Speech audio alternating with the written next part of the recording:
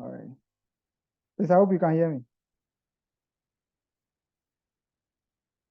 Yes, please. Okay.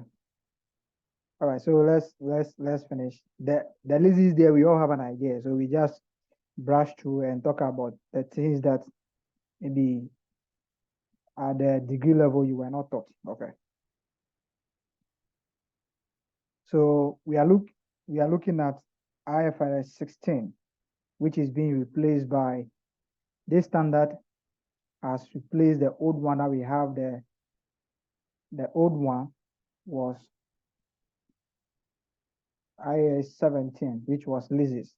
So the new one, what the new one is coming to talk about now is lessee accounting. Okay. So the only thing that is different is the lessee accounting. Okay.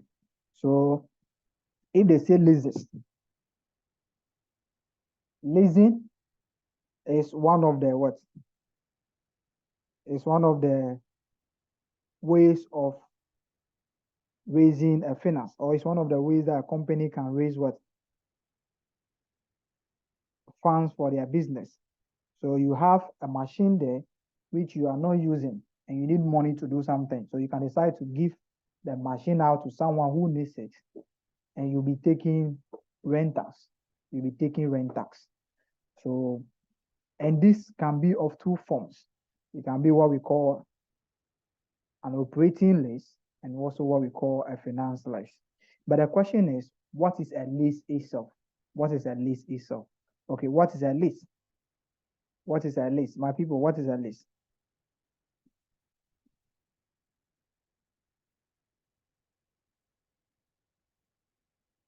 What is a lease or a lease agreement? Okay. Auntie Gina.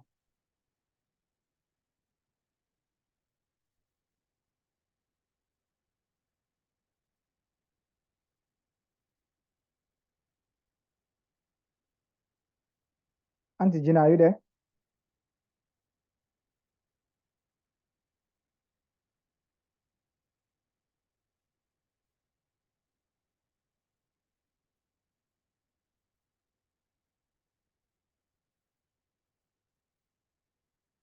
Auntie Gina.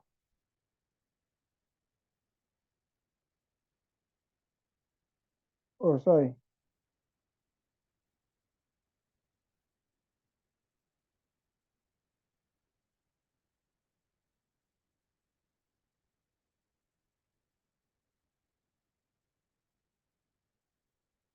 Yes, Prince. Senior Prince. Lease agreement.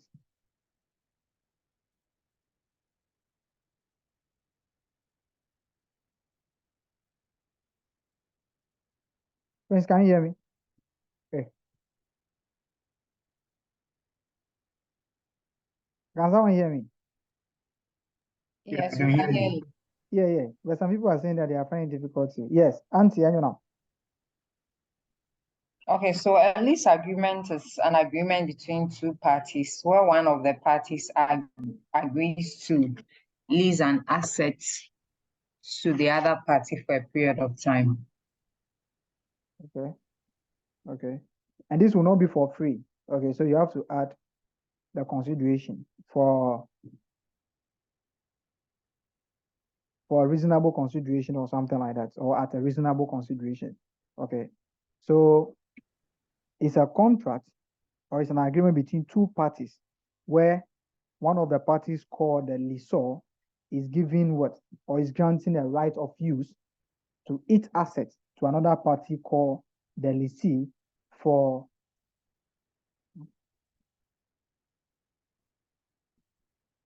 for for considerable amount, which is called renters. Okay. So the important point here is that one of the party is going to give an access, is going to grant an access to each asset to another party for a period of time. So the other party is going to use the asset for a period of time. So what you have to know is that if you have to determine whether there is a lease agreement or not, the first thing that is that is there any right of use? The right of use is a situation where one of the party is going to grant an access to the other party to use its assets. So that the issue now is that you are saying that you are leasing my building. Okay, I have a warehouse that I've been giving to people for a lease, I've given to people for renters. And you are saying that you are going to use the warehouse and you have given me money. And still, I'm occupying the what? The warehouse. I'm occupying the warehouse. You see, I'm saying that I'm going to give the warehouse to you so that you use it for 4 years. But you have given money to me and I'm still occupying the warehouse. No, I cannot classify the warehouse as an investment property or as a lease because no right of use is being granted to what?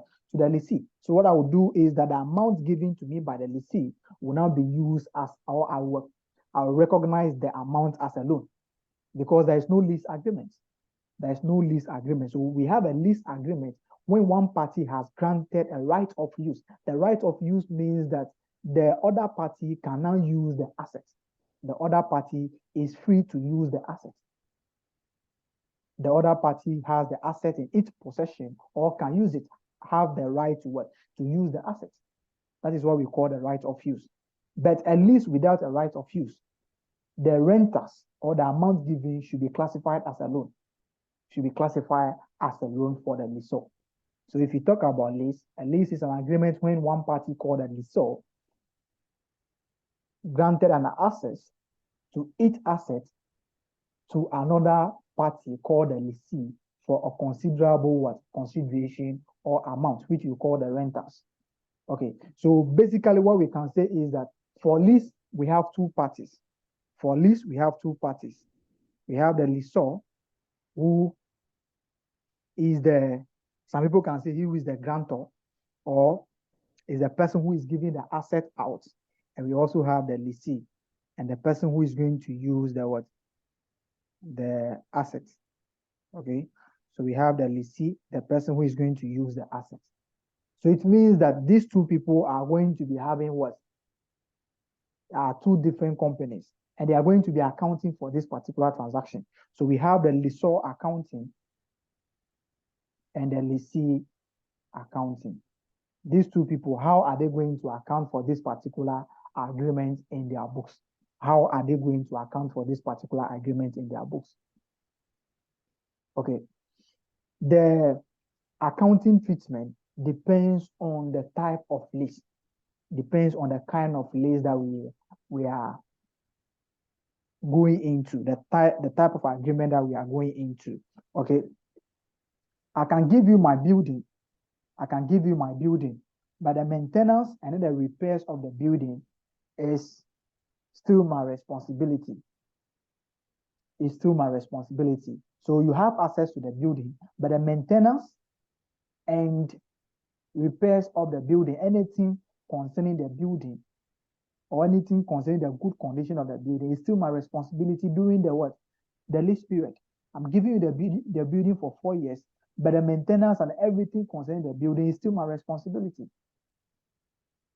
If this happens, then we say that the lease agreement is what we call operating lease.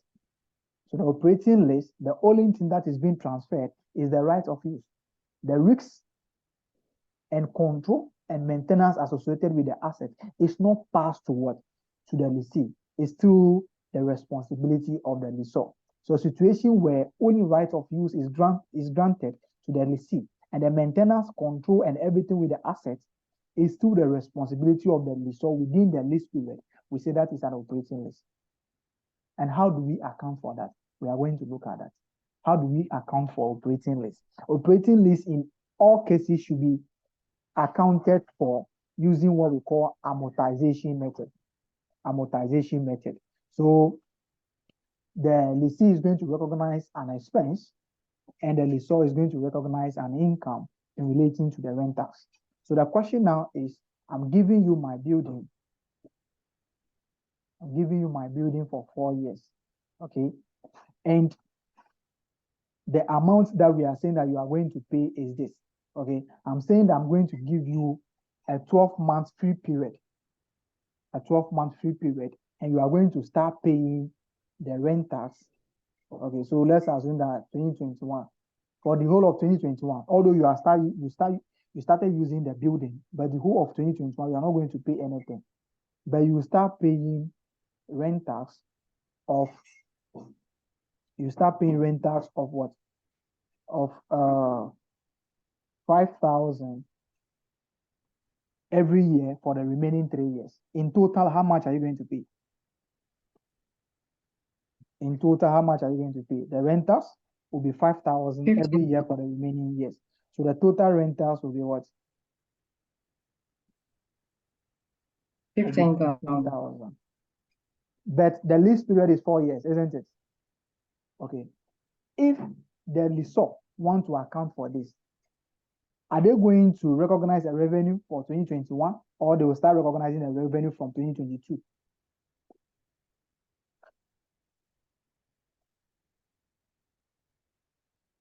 Are they going to start recognizing? Yes, the rentals payment started in what? In 2022, isn't it? 5,000 every year, and the person is going to pay 15,000 in total. But I'm saying that in 2021, they have given them what? Or they have given them a 12 months what? Grace period. They haven't paid any rentals for what? For 12 months, which is the first year, 2021, there was no rentals. There was no rentals. And I'm asking, for 2021, would a lessor recognize a lease income or a rental income? Since no rentals was paid for 2021, would they recognize any income relating to the lease? Yes. Yes. If yes, how much will be that? That'll be 1 year, that'll be 5,000. No, in total, they are paying 15,000. And the payment starts in 2022 because we are giving you a 1 year grace period. You started using the assets 2021, but we are giving you 1 year grace period before you start paying. So it means that the whole of 2021, you didn't pay. Yes. So you start paying 2022, 5,000 for the remaining 3 years, and the total renter is 15,000 now. And I'm asking, for 2021, will there be any rental income for the lessor? Yes, they'll recognize an accrued income of 3,750. How do you get a 3,750? Because I use 4 years to divide the 15,000. Okay. And the question now is why are you thinking like that? Why are you thinking that the 15,000 is for the 4 years?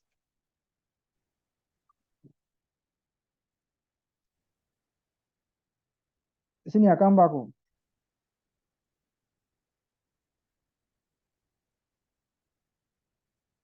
Senior Courage. Please, how long is a lease agreement? The lease is 4 years. Okay. But the first year we are not paying anything. We are giving them a grace period of what? 1 year.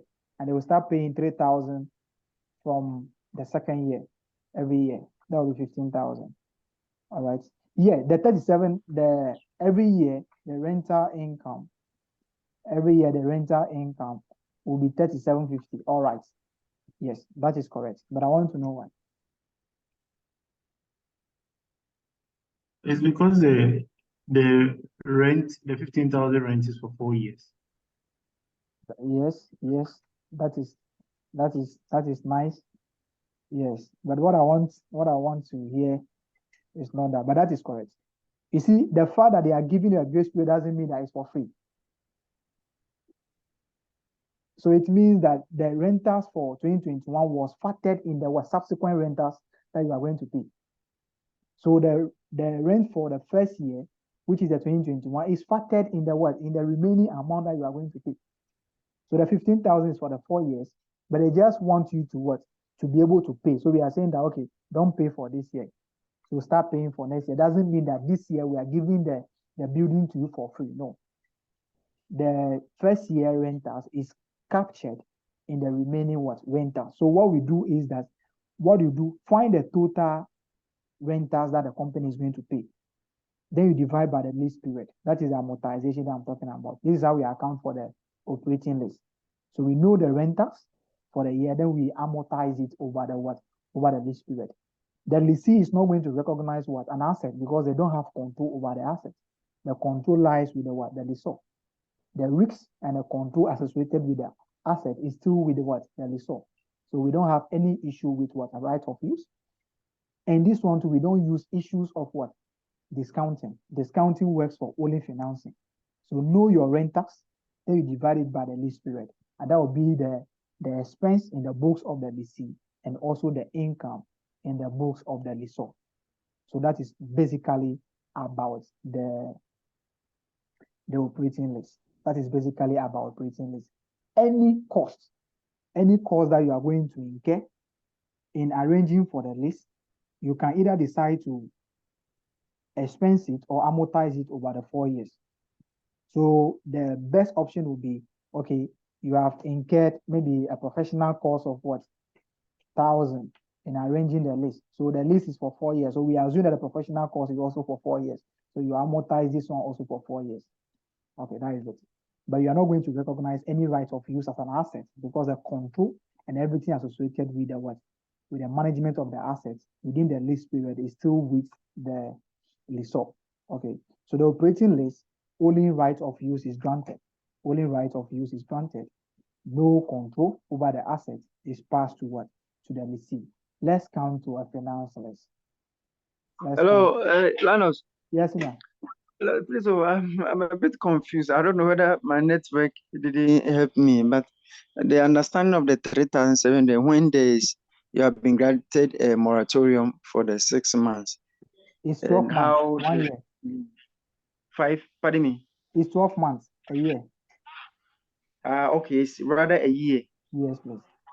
Oh, okay. So in that case, as the period of the lease is 4 years, Yeah. and if you want the rental fee, you divide the 4 years by the total figure or the total amount of the lease amount. Yes, Then how please. do you account for the 1 year extra? No, the 1 year is for 4 years. And we are telling you that for the first year, you won't pay. We are giving you a grace period. So you, for the first year, don't pay. Start paying the rent from the subsequent year for the remaining 3 years. So you are going to pay 5,000 for what? For the remaining 3 years, which will be 5,000, 5,000. That will be 15,000. Okay, but you are going to use the asset for 4 years. Okay, the fact that we are giving you a grace period doesn't mean that we are giving you the building for free for that particular year. We are just giving you that instead of you paying for this year, don't pay. So pay from next year. So if you pay for next year, that will be 15,000, 5,000 every year. But the fact that we are giving you a grace period doesn't mean that the lease for that particular year is for free. No, we have factored what? The lease for this year into the remaining lease that you are going to pay. Oh, okay. Okay, that makes it the 4 years. Yes, please. But then you actually disburse payment or payment, so there will be outflow for only 3 years. Yes, please. Oh, okay. So what will happen is that in your books, the first year you are going to record what? Owings of 3750. It means that you should pay 3750 for this particular year, but you didn't pay. So you pay in next year. Okay. So the Okay. lessee will recognize a payables of 3750, and the lessor will recognize a receivables of what?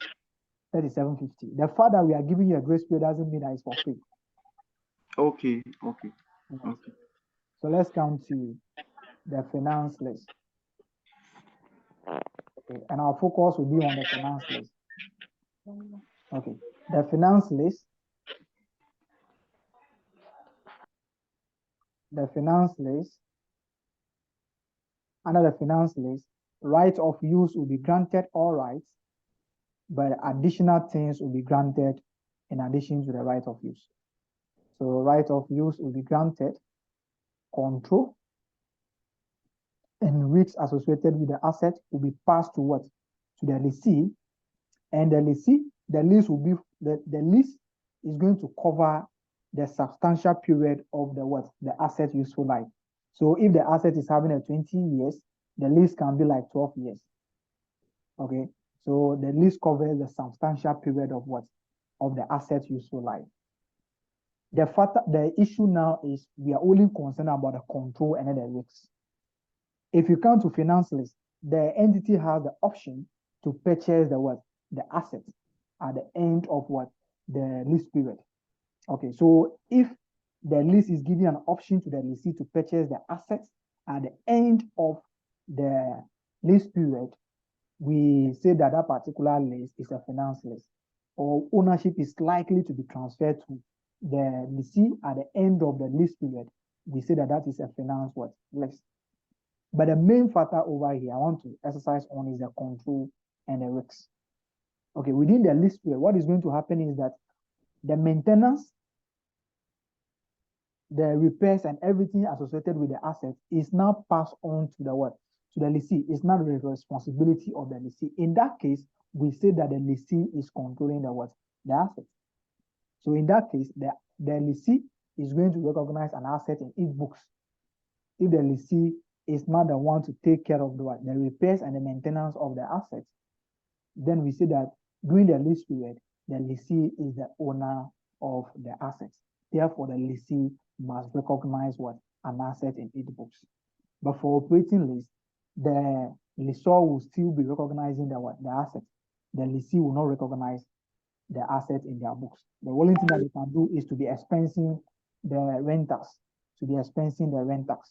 But if you come to finance lease, the control and the risks associated with the asset is passed on from the lessor to the lessee. So in that case, the lessee is going to be recognizing an asset, and the lessor is going to de-recognize the asset from its books. All right. So let's come now. Lease, we have two parties, lessor and then the lessee. If you come to finance lease, let's come to the lessor accounting for lease. Okay. The lessor accounting for the lease, what we'll do is that the treatment is still the same for lessee. The way we do the lessor is the same for the lessee. What will happen is that the lessor is going to de-recognize the asset because the asset is now owned by what? The lessee within the lease period. So the lessor cannot recognize an asset. But what will happen? The lessor will be receiving a certain amount of money every year. It can be in advance, it can be in arrears. So what do? Those rentals that we'll be receiving every year, assuming we should sell the asset to the lessee today, what would have been the value? So we find the present value of the what? Of the renters. We find the present value of the renters. So after finding the present value of the renters, the present value will now be used to what? To cancel the assets. So we de-recognize the assets and now recognize what we call receivables or lease receivables. Lease receivables in the books of the lessee. So every year we will unwind what? The present value, because it is future value that we have present value. So every year we try to increase it. We try to increase it by the implicit rate or the borrowing rate of the lessor. Then we subtract the renters from it. So the lease, finance lease, is accounted for like a loan, amortization of loan. So this is the loan that you have. Every year you are paying interest of this. So this is the loan at the beginning, you pay interest of this. Then at the end of the year, you pay this amount to reduce it. So the lease accounting is just accounted for as a loan. It's just like loan amortization. So for the lessee, for the lessor accounting, what we do is that we de-recognize the asset because the asset is now passed to what? To the lessee. So we de-recognize the asset and now recognize what we call lease receivables or net receivables. Okay. Anyhow you want to name it, we have the receivables. So we do recognize the assets and we recognize net receivables or lease receivables, which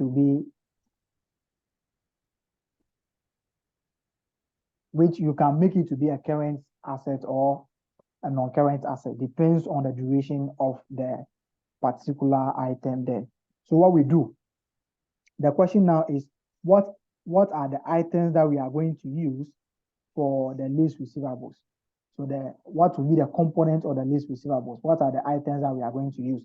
We are going to use the non-cancelable payment, which is maybe in arrears or in advance. Then we also look at the residual value, the residual value. So what will be the residual value at the end of that one? We also use it. This can be guaranteed or unguaranteed. So it can be unguaranteed or guaranteed. We use the two. Okay.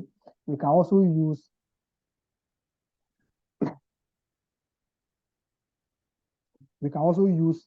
any cost, the receivables. We can also use any direct cost that we are going to incur in arranging the lease or something like that. We can also use any penalties or termination costs. If there is any penalties that the lessee will pay to us as a result of terminating the lease or something. Any other cash flows that will be relating to the lease will be used in determining the lease receivables. So that is the initial measurement. That is the initial measurement. Mostly you are going to recognize the lease receivables as a present value, which the rentals will be yearly. So we try to present value the rentals, the residual value, the direct costs, the penalties, and anything. And that will be the initial measurement. Subsequent measurements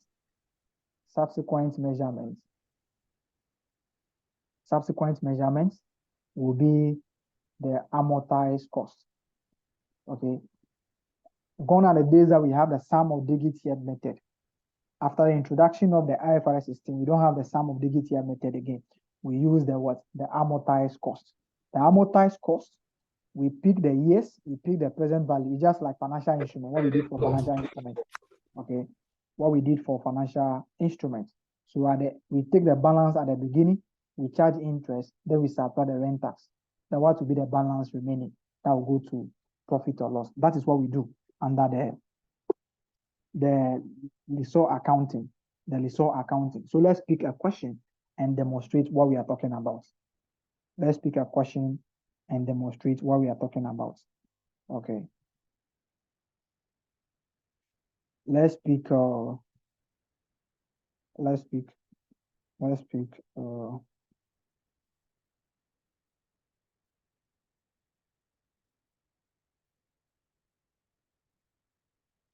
question 16, tutorial question 16.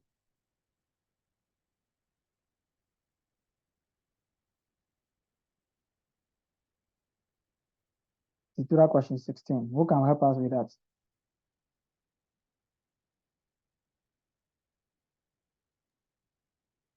At the beginning of the current year ending 30th April 2023, management of Akuma PLC leased a specialized equipment to Sophia PLC for annual rental of 5 million. The specialized plant has estimated useful life of 10 years, and the lease period is 8 years. The arrangement also requires Sophia PLC to maintain and insure the equipment over the lease period. Sophia PLC is also expected to make additional payment of 0.6 million at the end of each year that production output exceed the defined output. At 30th April 2023, Sophia PLC production had exceeded this defined output target, and the additional payment was made accordingly to Akuma PLC. The open market value of the asset estimated at inception of the lease is 1.4 million, of which 0.5 million is guaranteed by Sophia PLC. Both Akuma PLC and Sophia PLC incurred initial direct costs of 0.4 million and 0.2 million. Implicit interest rate in the lease is estimated at 8.98% required. In line with IFRS 16, explain how Akuma would account for the above lease in its financial statement for the year ended 30th April 2023. Okay, thank you. Do you have someone here who wrote corporate reporting last sitting? Yes, I did. Okay, you can see that you have a question on list, and this is the original question. All right. Okay. So if you have time, you can look at the question 16 and compare with the one that you have in the exam. Okay. Okay. Okay. Okay, let's come here. What type of lease is this? Finance lease. Finance lease. Okay. And whose accounting are we going to do? Is it the lessee accounting or the lessor accounting? We are accounting for the lessor. Lessor. Okay. So let's look at this one. The annual rentals is what? The annual rental is 5 million. Okay, and this is payable. Is it in arrears or?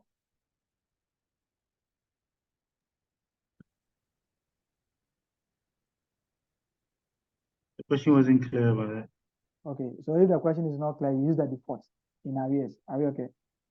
Okay.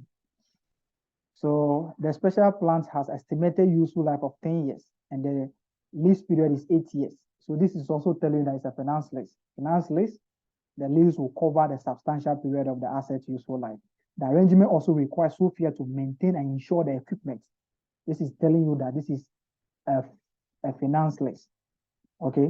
Sophia also expected to make additional payment of 0.6 at the end of each year that the production output exceed a defined output.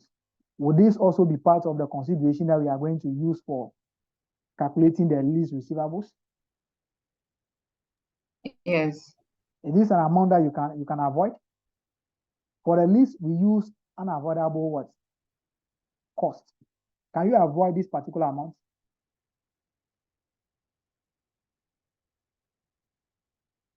Yes.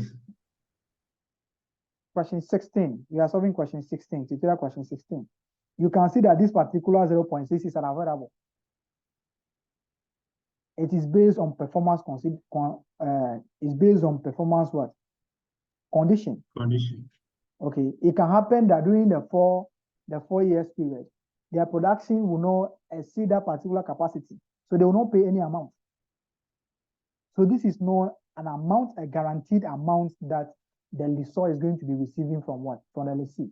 So it will not be included in calculating the net receivables or the lease receivables. So the first thing that we are going to use is the rent tax. How much is the rent tax every year? 5 million. 5 million. 5 million. And this will be paid for 8 years, isn't it? This one, whether they like it or not, they are going to pay. So we are going to use that. The specialized fund, okay, we have done that. The 0.6 will not be included because this is based on what? Performance condition. The people can decide not to pay this amount by producing below the capacity. So this one will be treated as what? As an expense item. Whenever it is paid, the company will recognize it as an income, and that is the end. Okay. Let's count to also expected to make additional payment of this. Okay. At 30th April 2023, Sophia Production had assisted this one, so we received that amount as an income. An additional payment was made according to Akuma PLC. That is an income. The open market value of the asset estimated at exemption of the lease is what? 1.4 million. What value is this one? What value is that? That is a residual what?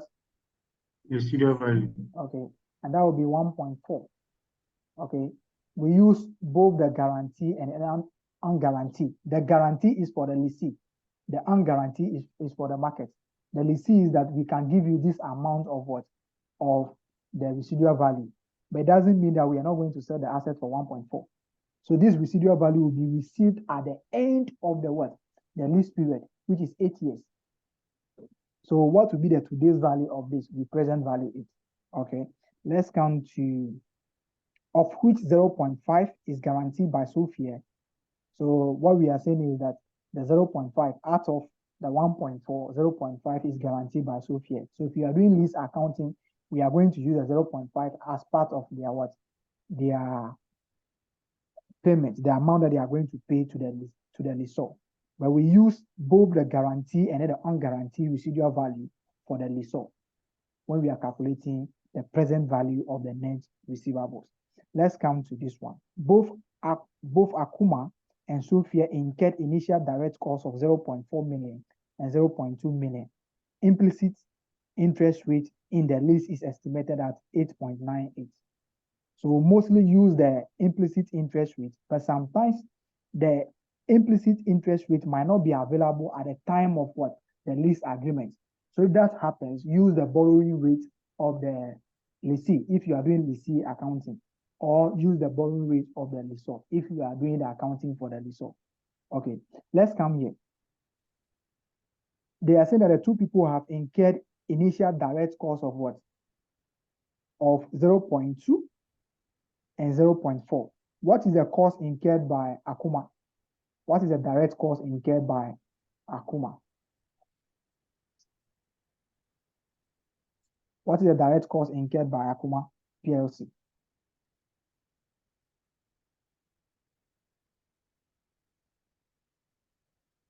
What is the direct cost incurred by Akuma PLC?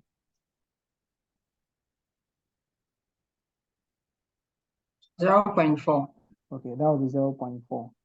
But this cost will be incurred at the time of the lease agreement, isn't it? Yes. It means that the present value of the 0.4 is still the same as the present value. But the question now is, how do we calculate the receivables, the lease receivables? How do we calculate it? We present value all the cash flows that we are going to be receiving from what? From the lessee. So the first one is you look at the initial measurements. The initial measurements, you can have a dismantling cost. The question can talk about dismantling cost. Who is going to incur the dismantling cost? Is it the lessee or the lessor? The lessee. The lessee. So the dismantling cost will be incurred by what? The lessee. So the lessee is going to take the dismantling cost into consideration. The lessee is going to take dismantling cost into consideration. Okay. But the question can also say that before the asset can be given to the lessee, the lessor has to incur this cost of this before that. So the lessor has to incur this cost of this before that. Okay, the lessor has to incur this cost of this before the asset can be given to the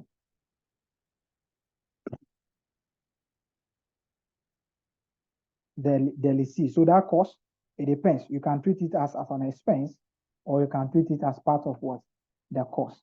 So it depends on how that cost will be what? Will be treated, or it depends on how they will give you that particular question there. So let's come here. Let's come here. So the residual value. So let's come here. Let's do the years here. Let's do the what? The years. Then what will happen? The years, then we have the cash flow. Then we have the discount factor. Then we have the present value. So the rent tax will be received for how many years? 8 years. 8 years. So we can use annuity for that. Am I correct? So 1 to 8, Yes. that would be 5 million. So let's use annuity 8.98% for 8 years. What are we going to be getting there? I hope you know how to find annuity.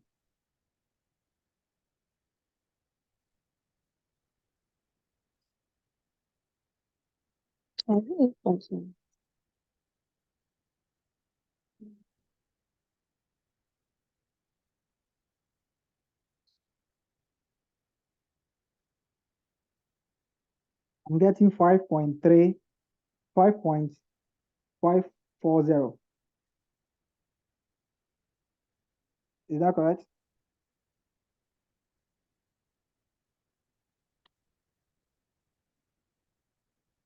Someone should confirm. Annuity is calculated as, annuity factor is calculated as 1 minus 1 plus R as for negative n, all divided by R. So our R is the discount rate, or the implicit rate, which is the 8.98. Okay. And the N is the lease period, which is 8 years. Are you getting 5 points? That is what I'm getting. 5.540.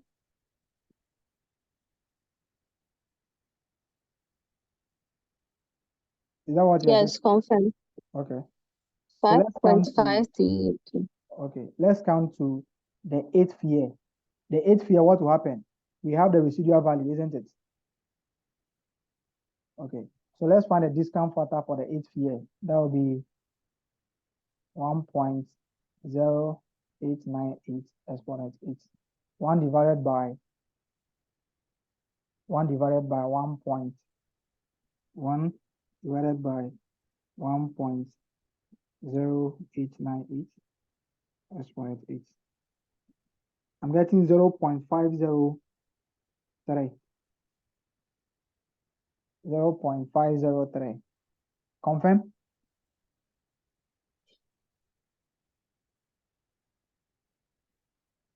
Is it confirmed?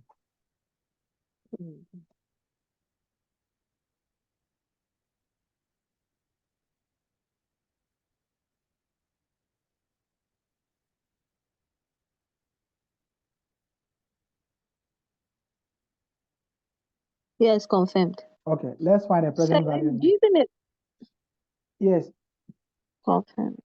you said what?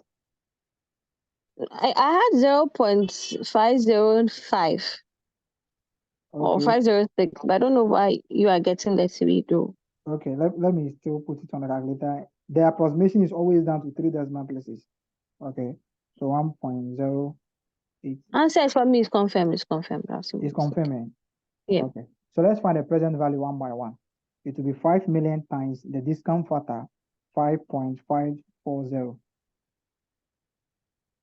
I'm getting 27.7. Is that correct? 1.4 Yes. times Confirm. 0.503. The second one I'm getting 0.70.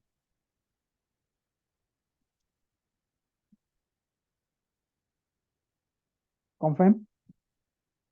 Yes, confirmed. Okay. So let's add the two and get a present value.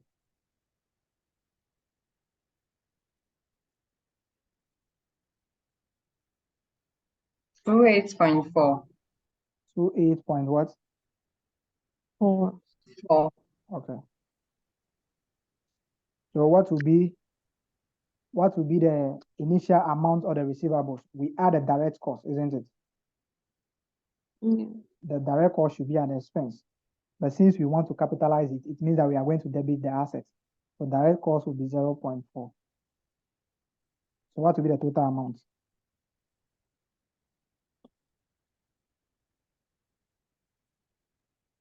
8.8. Okay. 28.8. Okay. So this will be the initial amount.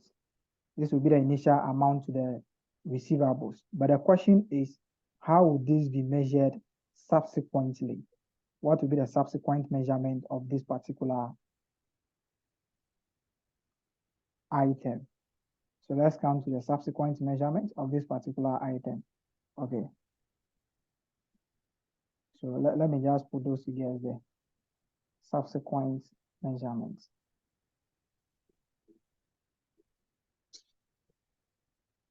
Subsequent measurements will be amortized what? Cost. So how many years are they asking us to do it? 8 years. No, this for the question. The question is asking us to show it for which year? Is it the current year? Yeah, that's the current. 2023. Okay. So that is 2023, which is just 1 year, isn't it? Yes. Okay. So we show that for only 1 year. So we do this one for only 1 year. We do this one for only 1 year. So we show the years. We show the years, the opening balance, the interest, because we assume that the interest will be paid in arrears. So we have the rentals here. Then we have the closing balance. Okay, so we have year one. The question now is year one. Year one. Which figure are we bringing? Are we bringing the 28.8 or which figure are we bringing? Which figure are we going to be charging the interest on? Which figure are we going to be charging the interest on?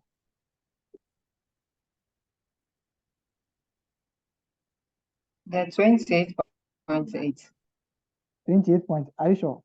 The direct cost, will the direct cost bring in any interest? No. Okay, so we charge the interest on the figures that we have present value.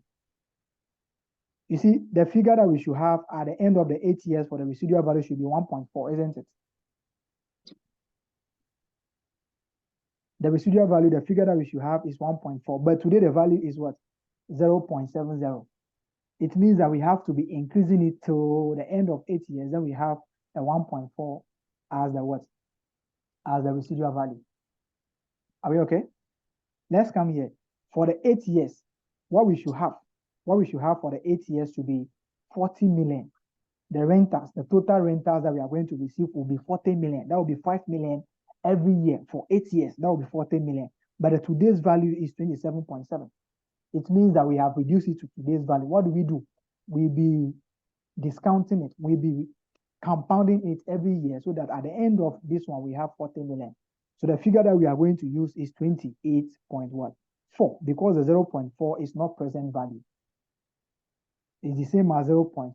So we don't need to calculate interest on it to make it because this is not going to bring any interest. It's a cost that we are incurring. So we use 28.4 as the what? As the opening balance. This is the amount that is going to attract the interest, or this is the value that we have discounted to get the what?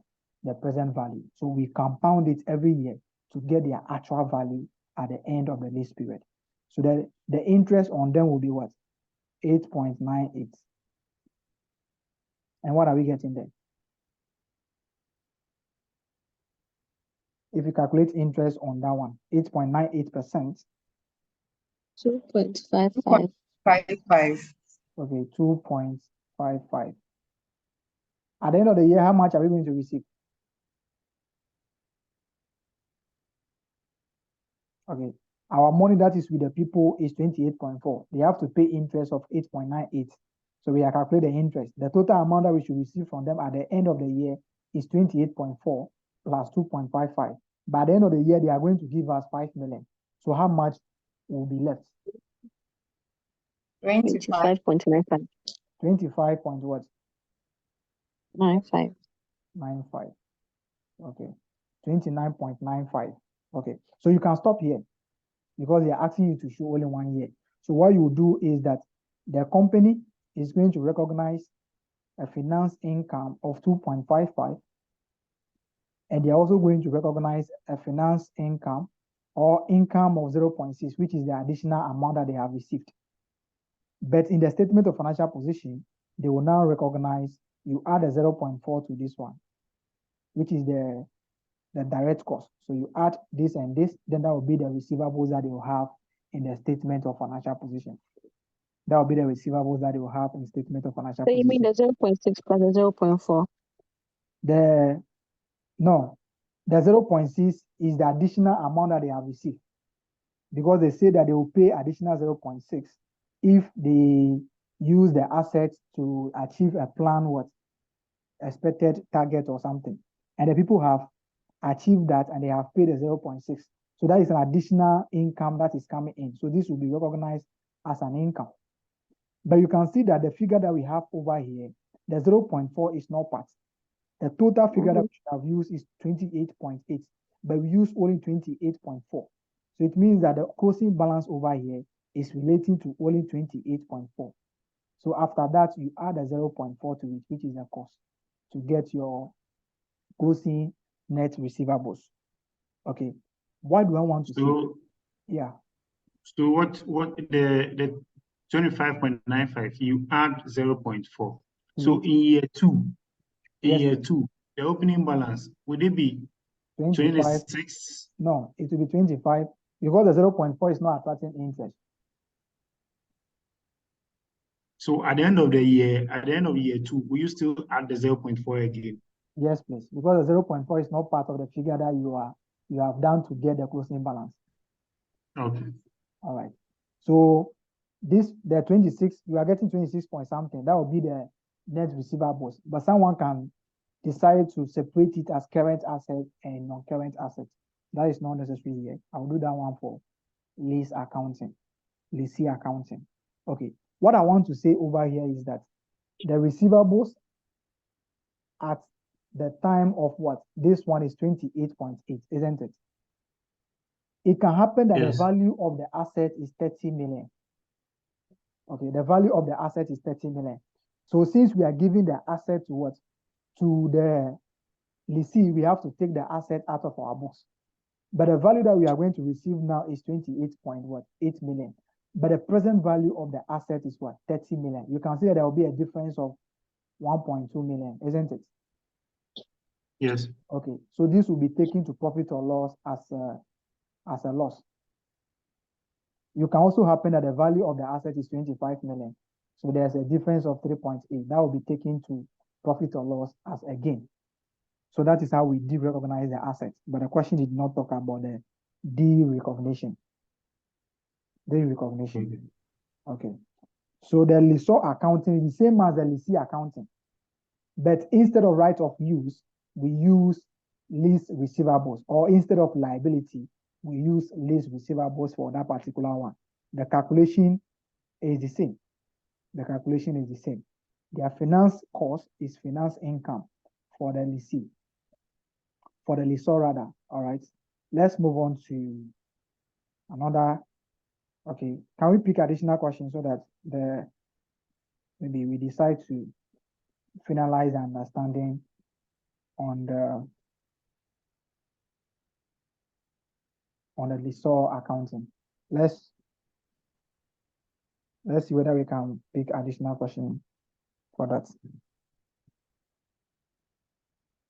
Okay, so let me check whether I can get additional question which is relating to the lessor. Okay, can you see question 17? 17. Okay, the 17, let me see whether, okay, 17 is the same as, it's also a lessor. So let's look at that. On January 1st, 2021, Joabin PLC, a dealer lessor, leased an equipment to Ajisu PLC on a 5-year equipment lease contract. Ajisu is required to make annual lease payments of 20,000 at the end of each year over the lease term. The fair value of the equipment at January 1st, 2021 was estimated at 95,000. The equipment is however carried in the books of Joabin PLC at 90,000. The economic useful life of the equipment is 7 years, and Joabin PLC estimated the residual value of the equipment to be 25,000, of which 15,000 is guaranteed by Ajisu PLC. Joabin PLC incurred cost of 2,000 in arranging this lease contract. The market rate of interest is 8.7% required. In line with IFRS 16 leases, show how Joabin PLC will account for this arrangement for the year ended 31st December 2021. Okay.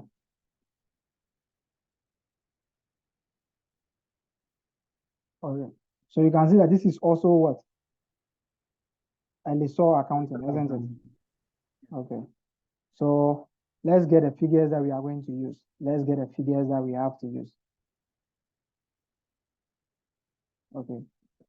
Let's get the figures that we have to use. So the figures that we have to use, the first one will be the lease rentals, isn't it? The lease rentals is what? Is 20,000 at the end of each year over the lease term. Can you see that? Yes. Okay. So the first thing that we are going to use in calculating the receivables, question 17, is the lease rentals. Okay, and that will be 20,000 every year over the lease term. How many years is the lease term? The lease period is what? 5 years. Okay, 5 years. Okay, let's now come here. The fair value of the equipment at 1st January 2021 was estimated at what? 95,000. The equipment is, however, carried in the books of Ben PLC at 90,000. The economic useful life of the equipment is 7 years, and Ben PLC estimated that the residual value of the equipment to be what? 25,000, of which 15,000 is guaranteed by Ejisu PLC. So we use the residual value, both the guarantee and also the unguaranteed. So we use all. So what is the residual value? Well, It's what? How much? It's 25,000. Okay. Let's now come. Joben incurred a cost of this in arranging this lease contract. So the cost, we don't have to do anything about that. The market rate of interest is estimated at what? 8.7. Okay. The question now is, you consider the two questions that we are solving, they are all in arrears. The lease rentals are done in arrears, isn't it? Yes. Okay. What if it is done in advance? What if it's done in advance? If it is done in advance, this is how we go about it. You see that the first payment will be done at the date of the lease contract, which will be 20,000, isn't it? All right. Yes. And the present value of this one will still be 20,000. So the remaining one will be done at the beginning of the current year. So what we do is that we present value the remaining ones. So we are going to present value only what? 4 years. The 4 years. So after present value the 4 years, then we now add the 20,000 to it, because the present value of today will be 1.00, which is the same as the 20,000. So the discounting will start for the subsequent year. So in a year time from now, we are going to receive 20,000. In 2 years time from now, it will be 20,000. That's how we go about it. All right. But maybe if we are doing the leasing accounting, we pick a question that will be about the. Okay. So let's come here. So let's look at the initial measurements. The initial measurements will be the present value of this. So let's have the years, let's have the cash flow, let's have the discount factor, and let's have the present value. So the lease rentals will be 1 to 5. Am I correct with that? Using annuity. Yes. Okay. And this will be 20,000 every year. So the discount rate is what? 0.087. Okay, that will be 8.7. So let's find annuity factor for this one for 5 years. What are we getting? And in the 5th year, we are going to receive the residual value of this. 3.920.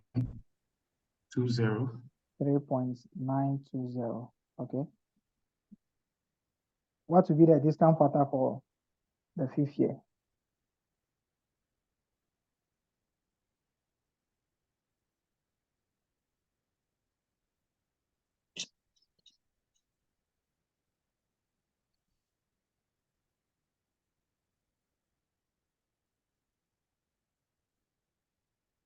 What are we getting? That will not be annuity. It is one-time amount that you are receiving. So you use the discount rate. 1.10 is 0.658 or 0.659. okay. 0.659. Okay. Okay, so let's find this one. 20,000 times 3.920. I'm getting 78,400. 78,000. Okay, 78,500. Okay, 25,000 times 0.659. 659. I'm getting 16475. Okay, plus 78,400. So I'm getting 94,875. Is that correct?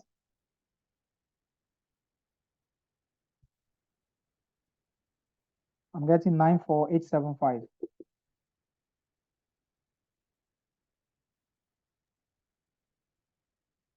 That's correct. Okay. So what is the Jobbing PLC incurred a cost of what? 2,000. But since you are not going to be using this cost for your amortized table, you can decide not to add it. Okay, but this one you add a 2,000 because that is a direct cost. So instead of you expensing it, you add. If you add, what are we getting? So the net receivable 96,875. 96,875. Okay, let's read the question now. The question is saying that the fair value of the equipment at 1st July 2001 was estimated at what? 95,000, isn't it? The equipment is, however, carried in the books of Jobbing PLC at 90,000. At 90,000. Let's now come here. Okay. This equipment that we are giving out in the books, in our books, what is the value? What is the value of the equipment in our books? The equipment that we are giving out, what is the value in our books? It's 90,000 also. 90,000. Okay. But the fair value of the equipment at this one is what? 95,000. So if the company is using revaluation model, we first have to revalue what? The equipment before we de-recognize it. So if that is the case, then we have a revalued amount of 95,000. And that will be a revaluation surplus of 5,000. Okay. If the company is using a revaluation model, but since it is talents, you can assume that it's cost model.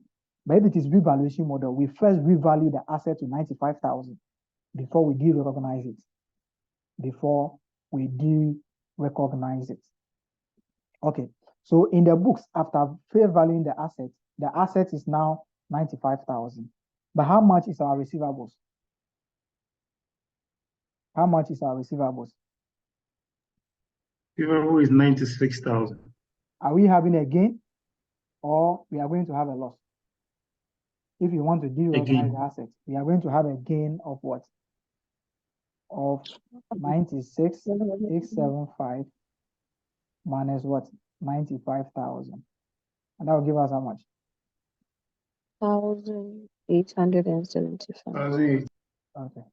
So this is how we go about the de-recognition. Then they are asking you to show this one. So we show the amortized table. Since they are giving us this one, the subsequent measurement. The subsequent measurement will be the amortized table. So what we do is that since it is 1 year, you just bring the fair value of your receivables, which is this one. It is this one that we have discounted. So we have 94,875. Then you have your interest income or the finance income, which will be the interest rate 0.087 multiplied by the 94,875. Then you put it there. Then you bring your rentals. You bring the rentals of 20,000 every year to reduce it. And that is the figure that you show, plus the 2,000 will be shown in the statement of financial position, like the way we have done the first one.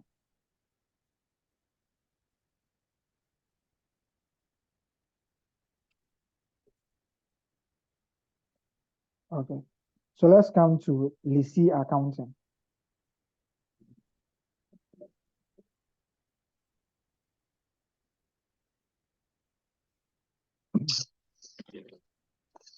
Let's come to lessee accounting. Okay, so for the lessee accounting, the lessee is going to recognize an asset, which is substance over form. So the lessee accounting, the lessee is going to recognize an asset, which is a right of use, and they also recognize a liability at the same time. So if you come to the lessee accounting, the lessee accounting, the initial measurement is right of use and the lease liability. Right of use and lease liability. But the question now is, what are the cost element do we use to calculate the lease liability? The lease liability will always be at the present value, and the right of use will be the present value plus any direct cost plus any advance payments, anything like that. So this is how we do the right of use. The right of use is the asset. So if there's any dismantling cost, the dismantling cost will be present value and added towards to the right of use. Okay, but the question will always be about the lease liability. What are the items that we are going to use? What are the cost elements that will be used for the lease liability? The first one will be the rental payments, which can be in arrears or in advance. Okay, then we come to the guaranteed residual value. So the guaranteed residual value, the residual value that the residual value that the lessee is guaranteeing to what? To the lessor. That at the end of this one, we are going to purchase the asset at this value. There can also be an option, exercise option. Okay, an exercise option to extend the lease period, which will come at an amount. So if the lease will be extended, it means that then we have to consider the exercise option. Okay, so we have the option to purchase the asset as at this date. It means at the end of that date, you have to pay this amount to us. So the option amount, we use this amount if it is what? Exercisable. So the question will tell you that the lessee is convinced or the lessee is sure of what? Exercising the what? The option. Okay. Another one that we are also going to use for the lease liability, we have done a guaranteed residual value, the exercise option amounts, and also termination penalties. If the lessee is going to terminate this, what will be the penalties that we are going to receive in the future period? So we use that also to determine the total amount that we'll be receiving from the So what have you written there? I didn't see. Which one? Termination. The last. Okay. Termination costs or penalties. Okay. So basically, these are some of the figures that you are going to use to determine the lease liability. The lease liability is the amount that the lessee is owing you or the lessee will be paying you over the lease period. So the lessee will be paying you annual rentals. The lessee is saying that at the end of the useful life, you can sell the asset for this one and we'll give you that money. Or the lessee is saying that at the end of that one, we are going to purchase the asset at this amount. So we are sure of exercising the option, and this is the amount. So you have to present value that particular amount. The lessee is saying that during this time, we are going to default the payment and we are going to pay you this amount in this year. So you have to present value that particular amount also to know the amount that you'll be receiving from the lessee. Okay, let's come to the lease period. Let's come to the lease period.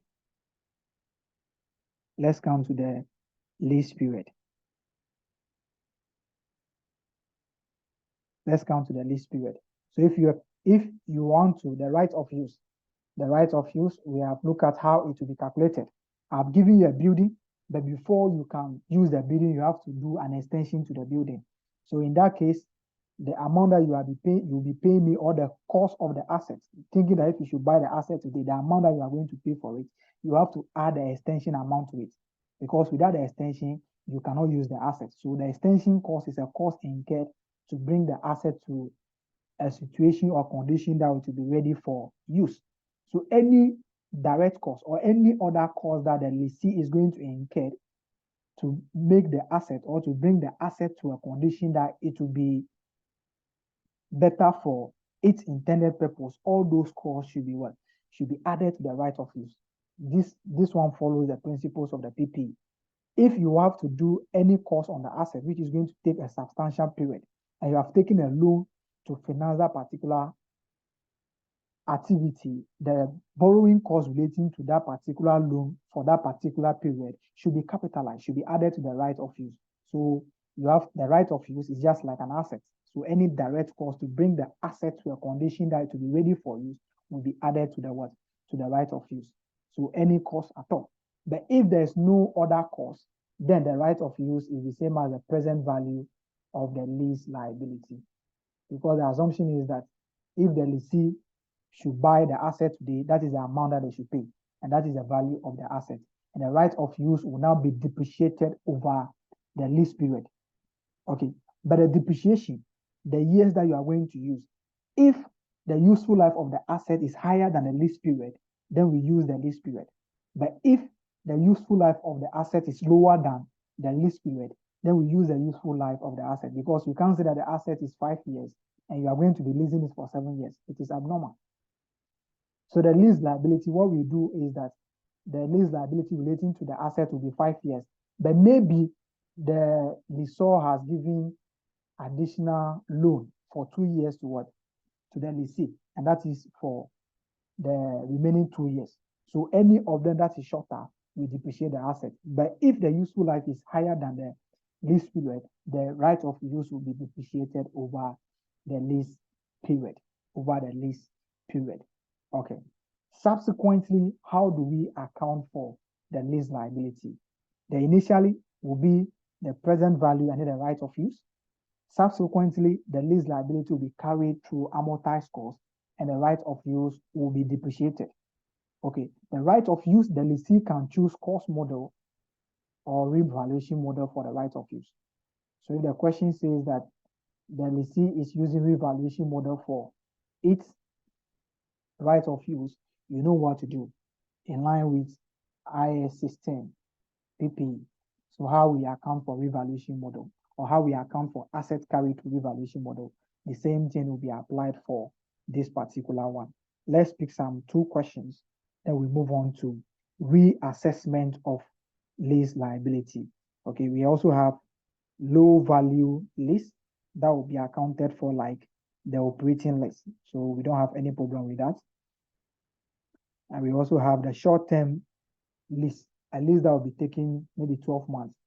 Okay, if you are going to use all the 12 months, you expense all. But if you are going to use 3 months out of the 12 months, then you have to recognize an expense relating to only 3 months. So that one to be used the principle of operating lease. Let's pick some questions here, then we see. Let's pick some questions here, then we see. Okay, let's look at question 2.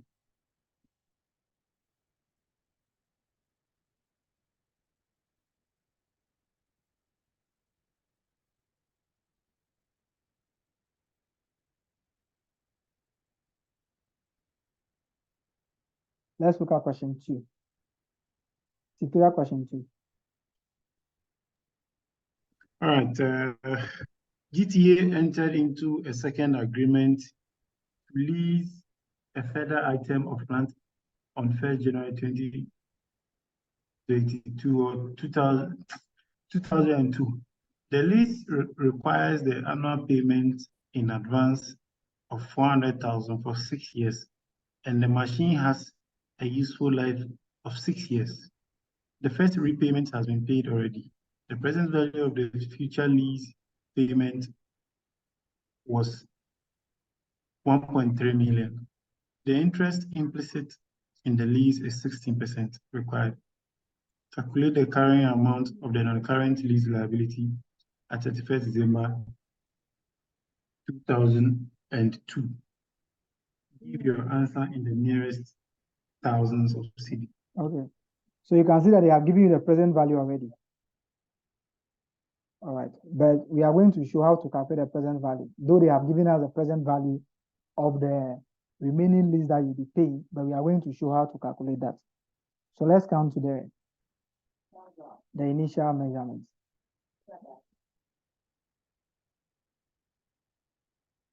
Okay, so we are going to discount it. Then we have the years, the cash flow, the discount factor, and the present value.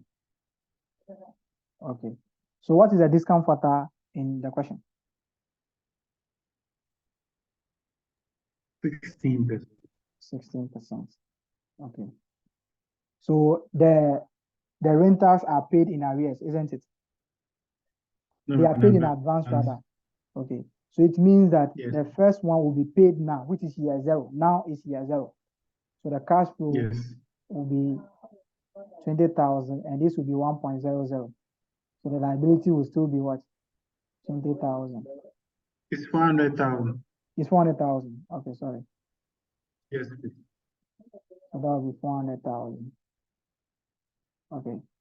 Okay. But the remaining lease will be paid for the remaining 4 years, isn't it? Is it 4 years or 5 years? 5 years. 5 years. Yes. Okay. The total lease is 6 years, isn't it? Okay. Yes, 6 Yes. years. So 1 to 5. The 1 year will start from the next year, the beginning of next year. That is the 1 year. Okay. So the discount factor, the cash flow will now be 400,000. What will be the annuity? 5 years at 16%.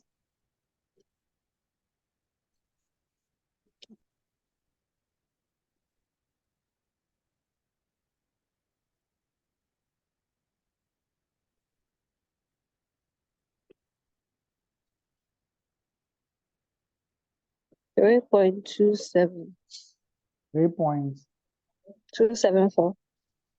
274. Okay, multiply. What are you getting?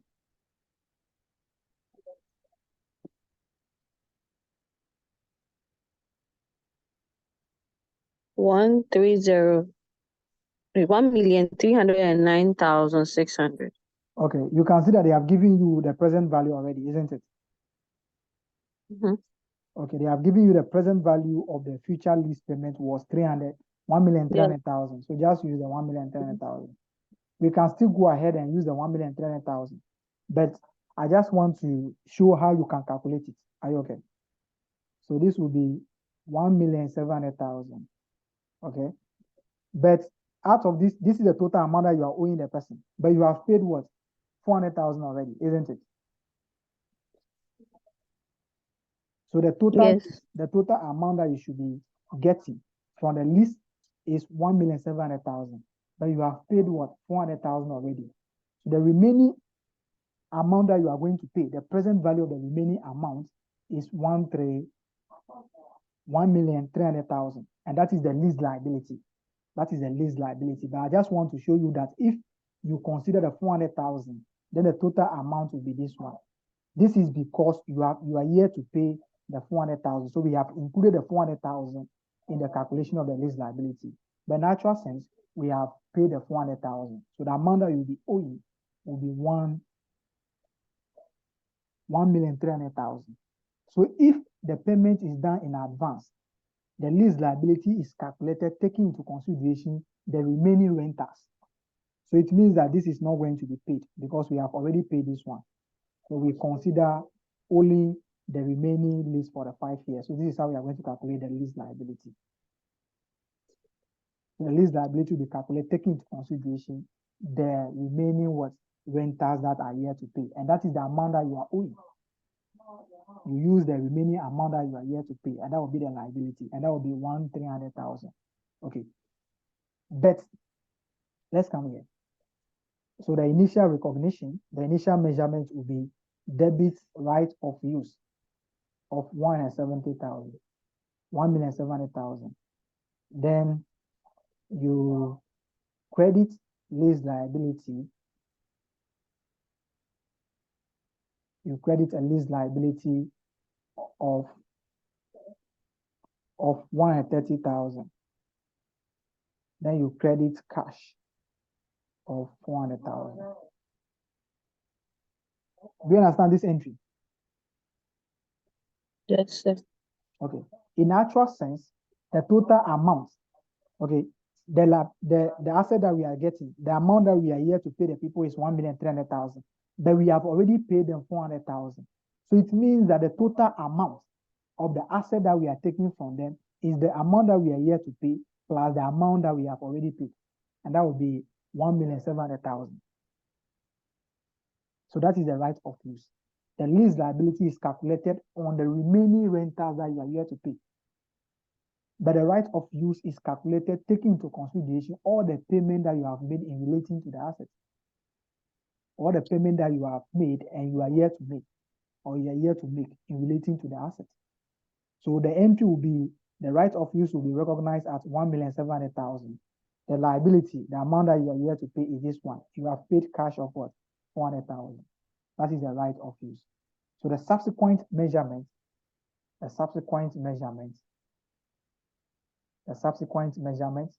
will be depreciation of the right of use, which is 1,700,000 divided by the lease period, which is 6 years. What are we getting?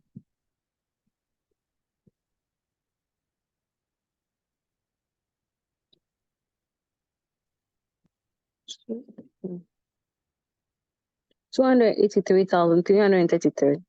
Okay, 283,333. Is this correct? Okay, I should add another 3. Okay. Yes, correct now. Okay. Let's come to the lease liability. The lease liability will be carried through amortized cost. So since you are doing this for only 1 year, is it only 1 year?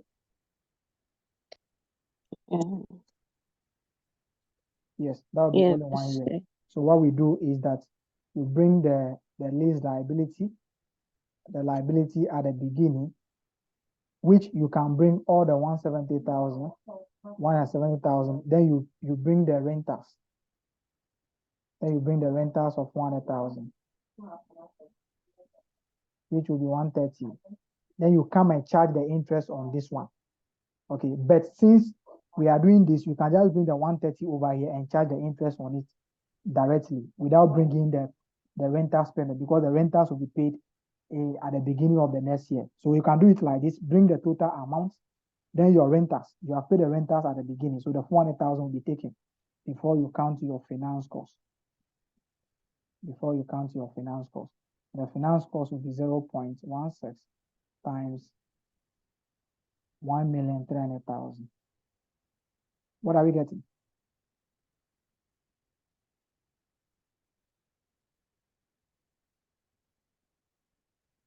What will be the finance cost? 208,000. 200 and what? 8,000. So if we add the 208,000 to the 130,000, how much are you getting? 1.5. 1.58,000. So this is your lease liability at reporting. This is a closing balance. Okay. But you can see that out of this amount, 400,000 will be paid at the beginning of the current year, isn't it? So in the statement of financial position, you can decide to show a current liability, which is a lease liability of 400,000, because this will be paid at the beginning of the next year. Then you show a non-current liability of lease, which will be the difference between the two, and that will be 108,000. Am I correct? Okay. You show assets. You are going to show the right of use. What is the difference? You subtract. That will be 11. 1108. Okay, 1108. Okay. Okay. Then you show statement of financial position. You show asset too. The asset will be shown as the right of use minus the depreciation. In the statement of profit or loss, you are going to show a depreciation of the right of use, which is 228,333. Then you also show a finance cost of 208,000. All right. So this is about this one. Let's pick additional one question. This is Please kindly go back to the previous sheet.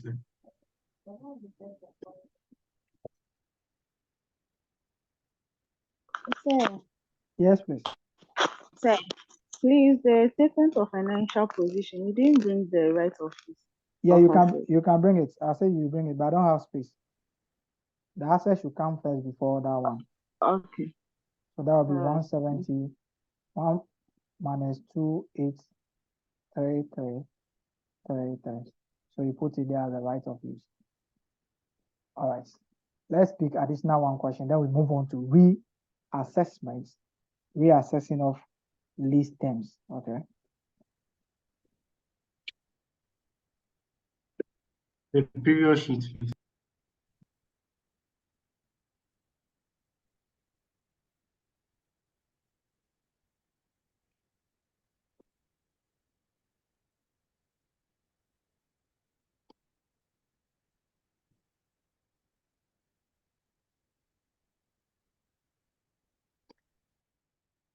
Let's look at question 13.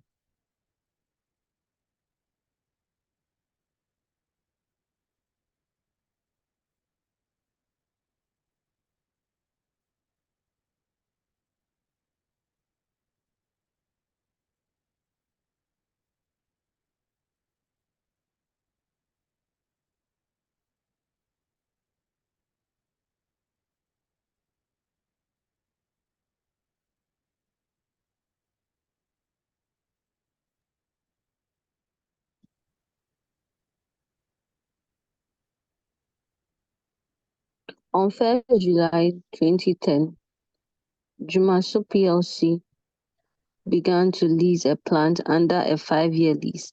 The economic life of the property has been estimated at 8 years. The lease rentals payable by Jumaso were 5 million payable annually on 30th June. At the end of the lease term, Jumaso has an option to purchase the plant for 10 million, which is expected to be 15% below its prevailing fair value at the excise date. On 1st July 2010, Jumaso incurred direct costs of 1.2 million in concluding this lease, and on 30th June 2011, Jumaso made the first rental payment. At 30th June 2011, the end of lease purchase excise price has not been revised. An applicable discount rate is 8%. Required in line with IFRS 16 prepare extracts on the financial statement of Jumaso for the year ended 30th June 2011. Okay. So this one, the rental payment is in arrears, isn't it? Okay. What is the lease period?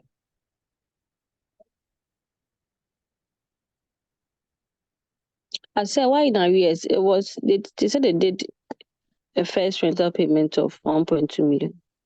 Look at the date of the date of the lease. What is the date of the lease? 1st July. Okay. And when was the first payment done? 30th June 2011. So you are leasing something on 1st July, and they are saying that the lease rentals were 15 million payable annually on 30th June. So does it mean that you have paid the 15 million before the lease was done? No. So this will always be paid. If the question is like this, it means that it is in arrears. So Okay, sir. the first rental will be done on 30th June, which is 30th June of next year. And you can see that the first rental was also done on 30th what? Okay. And on 30th June, and on 30th June, and on 30th June, they are saying something there. On 30th June 2011, Jumaso made Jumaso the made. first rental payment. And you can see that is what? 1 year after the what? The lease. Are you okay? Yeah. The lease was done Yes, on 1st sir. July 2019. So this is payable in arrears. And the lease period is 5 years. Am I correct? Yes, sir. The lease rental No, it's is 8 what? years and 5 years. Okay. Don't be confusing the useful life of the asset with the lease period. Yes, sir. The lease rentals is what? 15 million, which is in arrears, isn't it? Mm-hmm. Okay. They have incurred additional cost of what? 1.2 million in concluding this list. This cost will be added to the right of use. The cost they are not going to pay it to what? They are not going to pay this amount to the lessor. The liability, we are calculating the amount that they will be paying to the lessor. That's what we are calculating for, not the cost that the lessee itself is incurring. All right. This particular cost also, the question can say that the lessor is going to what? Is going to pay part of it. So the 1.2, they can say that the lessor is going to reimburse, or is going to pay maybe 0.6 out of it. So the cost that you are going to add to the right of use will be the net of the amount that you are receiving from the what? The lessor. So you are incurring a cost of 1.2. Lessor is paying 0.6 out of it. So it means that the net cost that you are incurring is 0.6. So you add only the 0.6 to the right of use. All right. Let's come here. You can see they are talking about some option. At the end of the lease term, John Mosu has an option to purchase the plant for what? 10 million, which is expected to be 15 million below its prevailing fair value at the exercise date. Okay.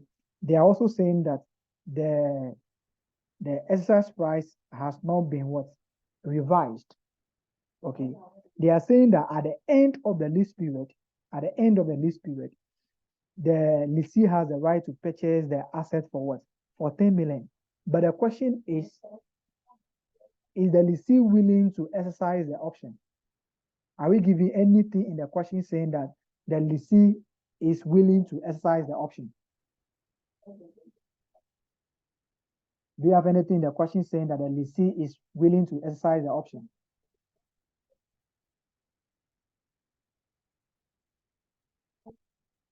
Do you have anything in the question telling us that the lessee is willing to exercise the option? No. No. Okay. But you can see that they say it's below 50% below its prevailing value at the market something. No. Though if it is 15%, you'll be tempted to exercise it. But the question should tell you that the lessee is willing to exercise the option. You can only include the option price in the determination of the initial lease liability if the question says that they are willing or they are expecting to exercise the option. So what they are telling you over here now is that since there is an option to purchase, it is a finance lease. That is what they are trying to tell you. So don't include the exercise price in determination of your lease liability. No. The question did not specify that the lessee is willing to exercise the option. Though the exercise price is expected to be below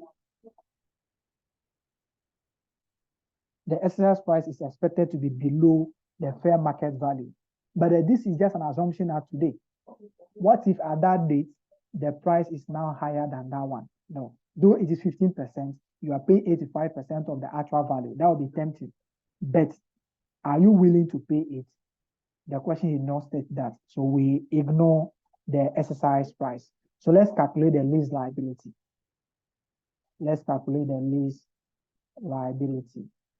Okay. So the lease liability will be calculated using the years, the cash flow, the discount factor, and the present value. So this is in arrears. So we have 1 to 5. And that will be, how much are we paying every year? 15 million. Okay. So the discount factor is what? What is the discount factor in the question?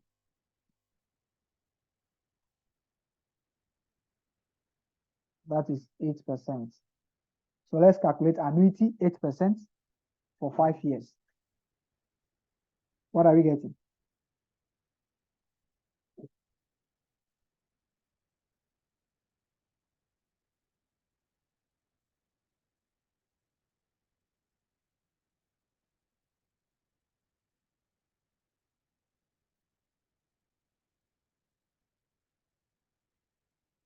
What are we getting?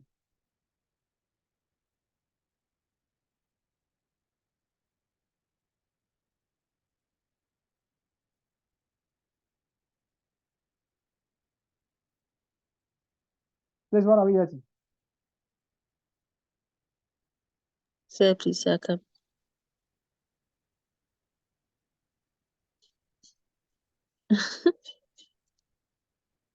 Okay. Which question number? Is it question 13? Yes, sir. Okay. Yeah, question 2. Yeah. Abanga is question 13. Okay. So what are we getting? Annuity. 3 years. Don't go there and be doing the thing one by one. 3.9. Okay. 3.99. 3.993. Okay. 3.99. Okay. Is there any guaranteed residual value? Do you have any guaranteed residual value in the question?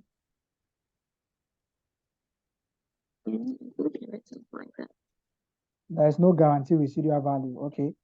If the question should say that the company is willing to exercise the option, then we include the option price, which will be year 5. So we bring year 5 here and put the option amount there. But since there is nothing like that, our lease liability will be 15 times 3.993. What are we getting? I'm getting 59. 59.90. One time.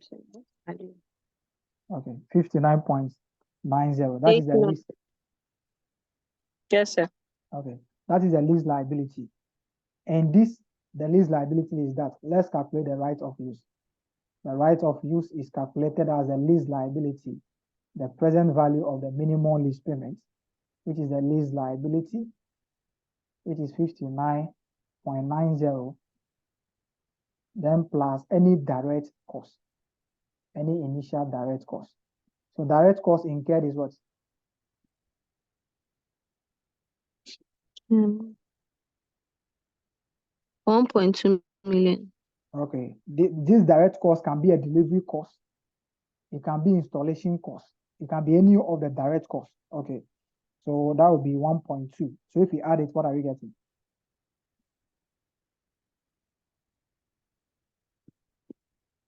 61.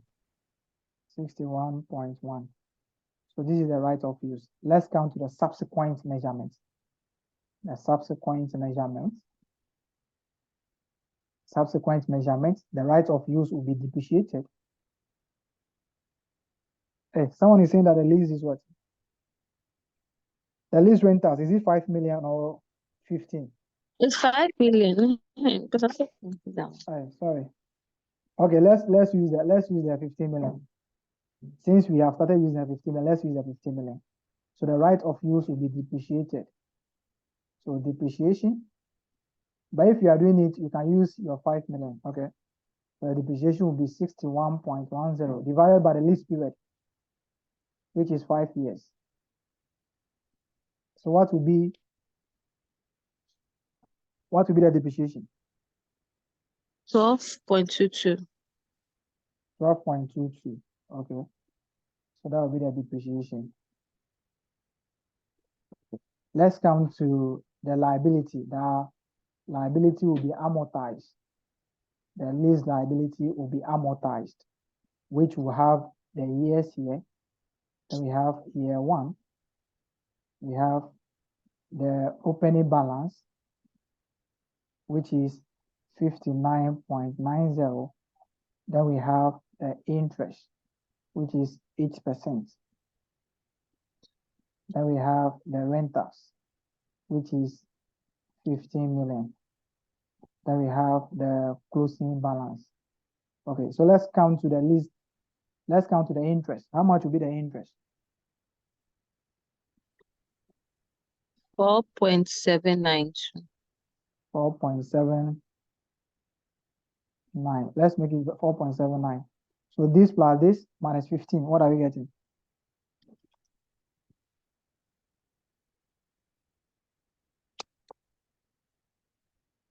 49.69. 49.69. Though they have asked us to do it for only 1 year, I want to show you how you can separate it as a current asset and what? As a current liability and non-current liability. So 4.99 That will be the opening balance over here, 4.69. What will be the interest on it? 3.98. Okay, 3.98. Okay. You can decide not to do anything again. After you calculated the interest, that is all. Mm. After you calculated the interest, we are going to use the interest to determine what? We are going to use the interest to determine the portion of this amount, the portion of this closing amount, which will be a current liability and a current and a non-current what? Liability. Okay. At the beginning, at the end of the next year, how much will be paid? How much are we going to pay as renters? At the beginning of at the end of the next year, how much will be paid as renters? It will be 15 million. 15 million. Okay. And that 15 million, 3.98 is relating to interest payment. And the interest will be charged at the end of the year. Okay. So out of the 15 million, how much will be for the interest? 15 million minus 3.98. How much are we going to get? 11.02. 11.02. So this 11.02 is relating to the principal what? Payments. The principal payment. This is relating to the principal payment, which can be paid from the beginning of the year. So what we are going to do is that if you are showing this in the statement of financial position, you are going to show 11.02 as a current liability, and the difference will be a non-current liability. The meaning is that the rentals that you are going to pay at the end of the year, 3.98, which is the interest which will be charged at the end of the year, is only the interest that you are paying at the end of the year, which is 3.98. If you are not paying any interest, it means that you can start paying what? 11.02. This is the amount that you will be owing from the beginning of the year. And if you add the interest to it, then you will now pay the 15 million. You can decide to show only this one as a non-current liability. Nobody is going to punish you if you don't split it as a current liability and non-current liability. Nobody is going to do anything to you. All right. So what we do is that we now show our extracts. The first one will be statement of profit or loss extracts. Okay, the statement of profit or loss extracts, we are going to show a depreciation, which is 12.22. We show a finance cost, which is the interest on the liability of 4.79. Okay, if you come to statement of financial position, you will show a right of use as an asset, which will be 6.10 minus 12.22. Okay, then you can also show current liability. You can show a current liability of 11.02. Then you show a non-current liability of the difference, which is 49.69 minus 11.02. So if you like, you can show all the 49.69 as a non-current liability. Nobody is going to say anything. All right. Let me come to reassessment of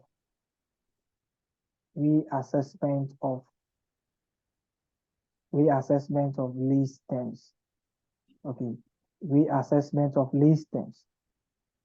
Okay, reassessment of lease terms.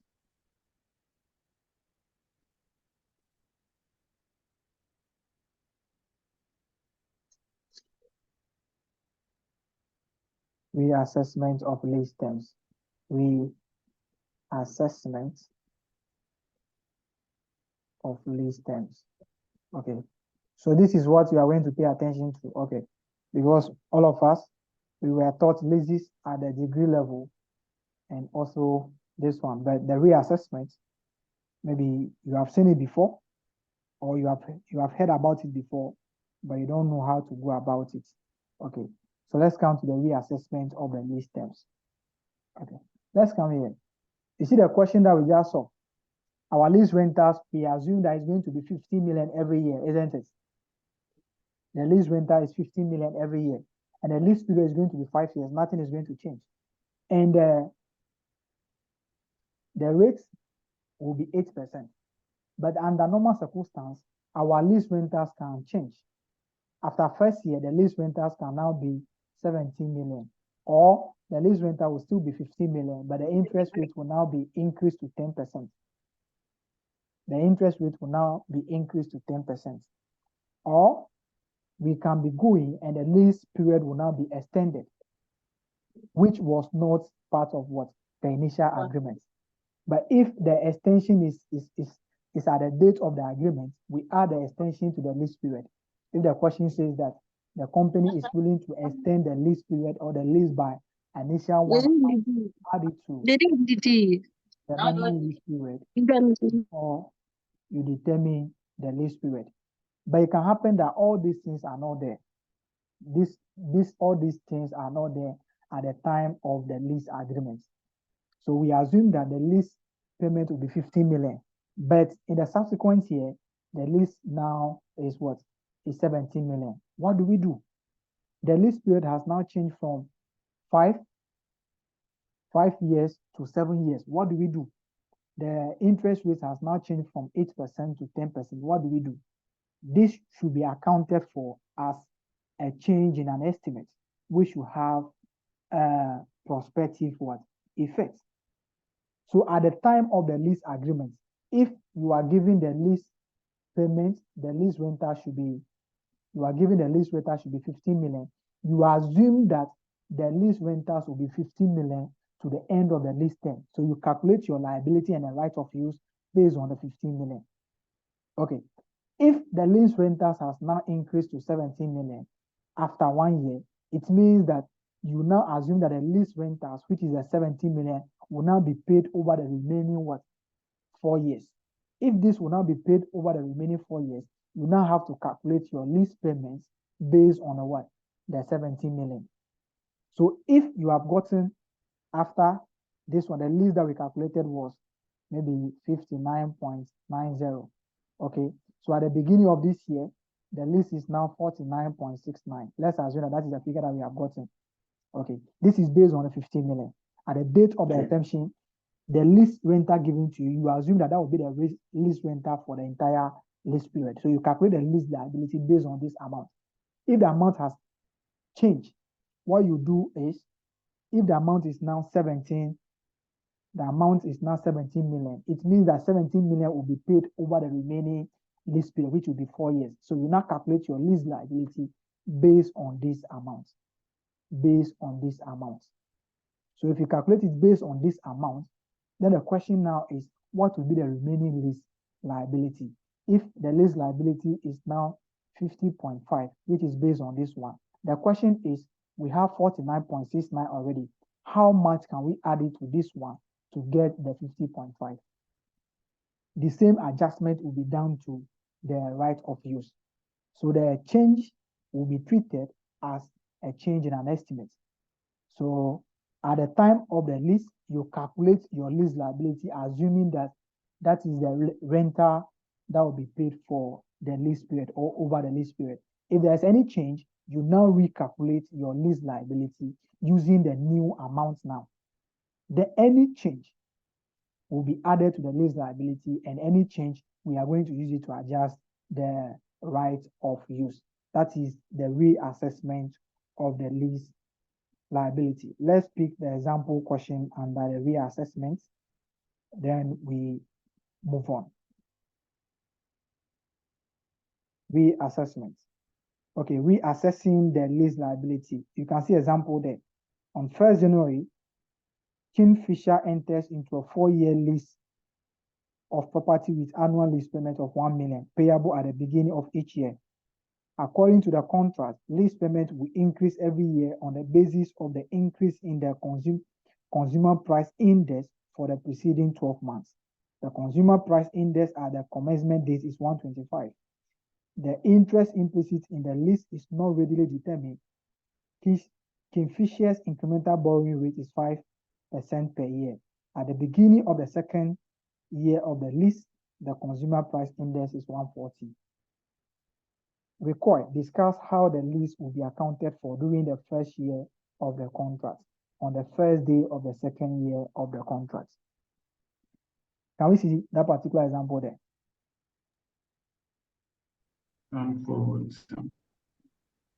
Under the reassessing of the lease, the example under that. Reassessing the lease liability. Okay. You can see that at the date of the agreement, the rental payment is how much? At the date of the agreement, 1 million. is 1 million. And this is payable 1 at the million. beginning of each year. So advance. Payable at the beginning of each year, isn't it? Okay. Yes. So let's determine the lease liability. Let's determine the lease liability at that date, which is January 1, January 2021. Okay. At this date, we don't know whether the rental will be increasing or not. So at this date, we assume that the rental will be 1 million over the lease period. So we use that assumption to calculate the lease liability. And this will be calculated like this. We have the years, we have the cash flow, we have the discount factor, then we have the present value. And the liability will be calculated for what? 3 years. Because we have paid one already. So we are owing the people additional what? 3 rentals. So we use the amount that we are here to pay to calculate the lease liability. The amount that you are here to pay is the one that you are going to use to calculate the lease liability. The amount that you have already paid, you are not owing the person. We are looking for liability. Okay, so we use the remaining amount that you are here to pay. And the lease is 1 million. And the discount factor is what? 5%. 5%. You can see that they are saying their implicit rate is not readily available. So we use the borrowing rate of lessee, and that is 5%. Annuity, 5% for 3 years. What are we getting? 2.72. 2.72. Okay. So if you multiply, what are we getting? We are getting 2.7. 2.7. Okay. So this will be our lease liability at inception. At inception. So lease liability at the start. Okay. What will be our right of use?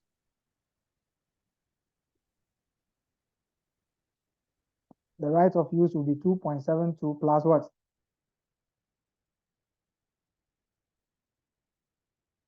Do you agree?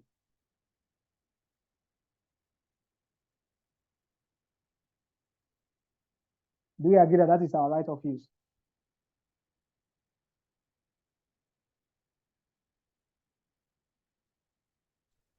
Yes, sir. Do you agree that that is the right of use? It's not about matter of yes or. Okay, we are taking an asset from someone and we are owing 2.72. Now, we are owing this amount relating to the asset, but we have already paid 1 million before we are owing the people 2.72.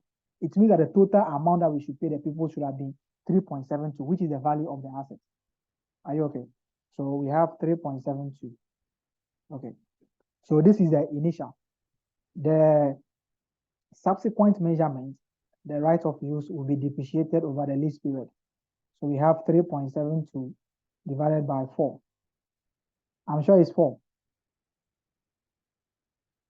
Yes. Okay, and that will give us how much? 0.93. 0.93. Okay. Then let's come to the lease liability. We amortize the lease liability. Okay. So the lease liability, we have the liability at the beginning, which is 2.72. So we charge interest of 5% on it. So that would be 0.05 times 2.72. How much are we getting?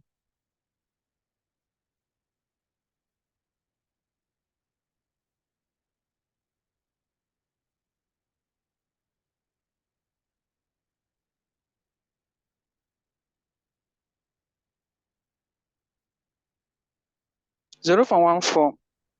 0.14. So the total liability will be what? we are not going to pay because we have paid the rentals already. So the rentals will be paid at the beginning of the next year. Okay, so we are here to pay that.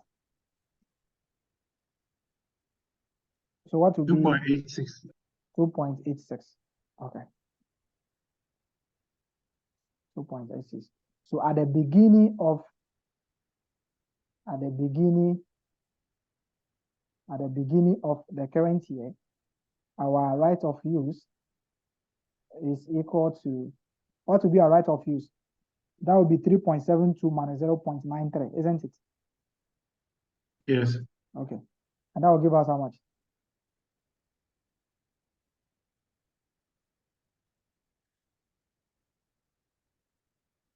2.99.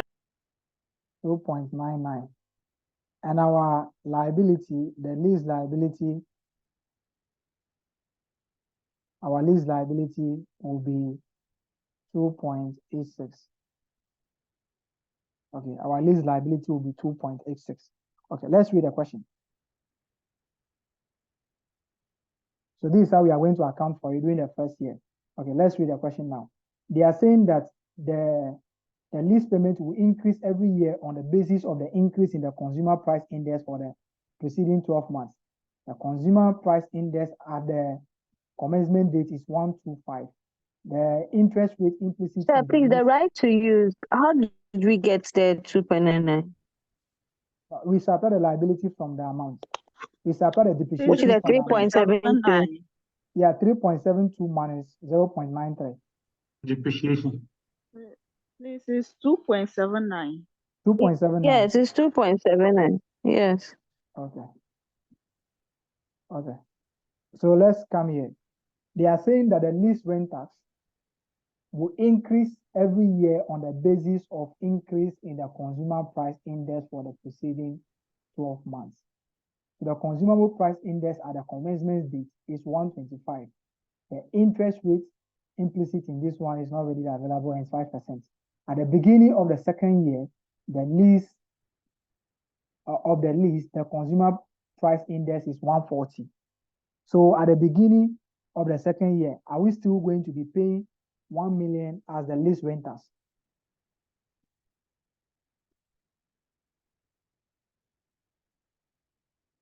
At the beginning of the second year, are we going to be paying 1 million? Are we going to be paying 1 million?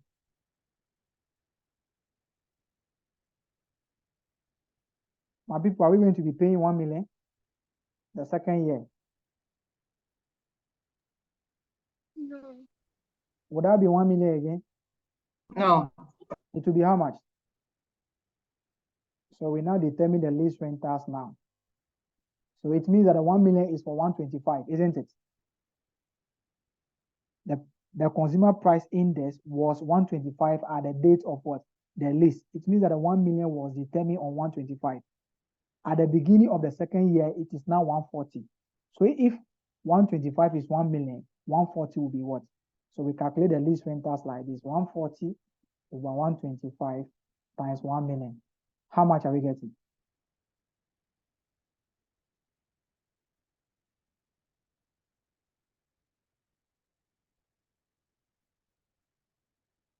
How much are we getting? 1.12. Okay, 1.12. So this is now our new rentals. This is now our new rental payment from the beginning of year 2. So at the beginning of year 2, we are going to pay 1.12. Okay, and this 1.12 will be paid over the remaining 2 years, because we are left with 3 years, and at the beginning we have paid the 1.12 already. It means that we are left with what? The remaining 2 years. So we calculate the lease liability now based on what? The 1.12. So 1.12 will be paid at the beginning, and this 1.12 will be paid in year 3 and year 4. So what will now be the lease liability based on what? The 1.12 for the remaining amount that we are going to pay. So we calculate that using this. So we have, yes, please. The 140. The 140 is given in the question. Okay. At the beginning of the second year of the lease, the consumer price index is 140.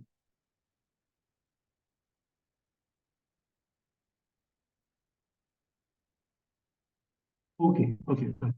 And the consumer price index at the commencement date is 125. So the 1 million was 125. estimated based on 125. Now it is 140. And they say that the lease rentals will be increasing based on the what? On the consumer price index. So if the index is increasing, it means that the lease rentals will also be increasing.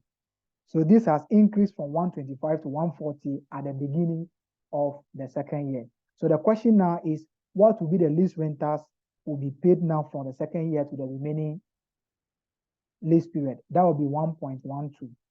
So we have estimated our lease liability based on 1 million. Now it has now increased to 1.12. What will now be our new lease liability? It will now be for the third year and the fourth year, because this amount will be paid at the beginning of the second year. So we are not owing them for this particular year. We'll be owing them for the third year and then the fourth year. So we calculate our lease liability now, our revised lease liability. We now calculate our revised liability. We calculate our revised liability. So calculating our revised liability, our liability will now be calculated like this. It will be the liability will now be the annuity factor for 2 years, because the 1.12 will be paid in the remaining years. So we are paying 1.12 now, we are not owing them, but we are going to pay them for the third year and then the fourth year. So annuity factor for 5% for 2 years. What are we getting? So that will be 1.12 multiplied by the annuity factor for the remaining period, which is 2 years. So we are having 1 minus into bracket 1.05 exponent -2 all divided by 0.05. I'm getting 1.859. So we have 1.859. Okay, that will be our new revised liability now. Let's multiply and see what I am getting. 1.12 multiplied by 1.859.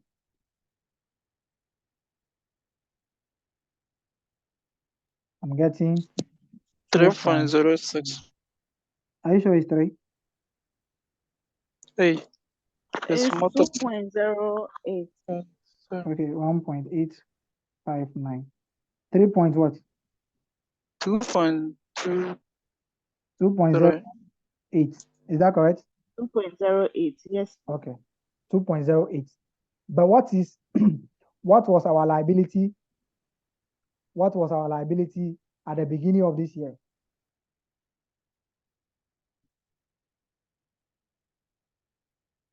What was our liability at the beginning of this year? It was 2.86, isn't it? 0.86. Yeah. Out of that 2.86, we are going to pay 1.12. Okay, so what will be the remaining liability at the beginning? 1.74. 1.74. Okay, 1.74. So this will be the liability that we are going to have in the books. This will be the liability that we are going to have in the books. Or what you do is, okay, it is 1.12 that we are going to pay at the beginning of this year. So you take this one. So this will now be the new liability in the books. But the actual liability now is what? 2.02. So you just come and add the difference to this one. So 1.174, what will be the difference? You add the difference to this one. So you increase the liability to this amount, or you can use this amount and now leave this amount. So this will now be our new liability going forward. Okay, let's come to how we calculate the right of use. How would the right of use be calculated based on the revised amount now? What will be the right of use based on our revised amounts now? The right of use will now be calculated as the advance payment. We have already paid this, which is 1.12 plus the lease liability. That is how our right of use will now be calculated. The revised right of use will be calculated like this. What are we getting? 1.12 plus 2.08. 3.2. 3.2. Okay. But in the books, what is the value of our right of use? 1.74. No, in the books Sorry, is 2.79. 2.79. So what do we need to do? We need to now increase this one to what? 3.02. So you bring the difference. 3.20 minus 2.79. That difference will be added to the assets. That difference will be added to the assets. And what will be the difference?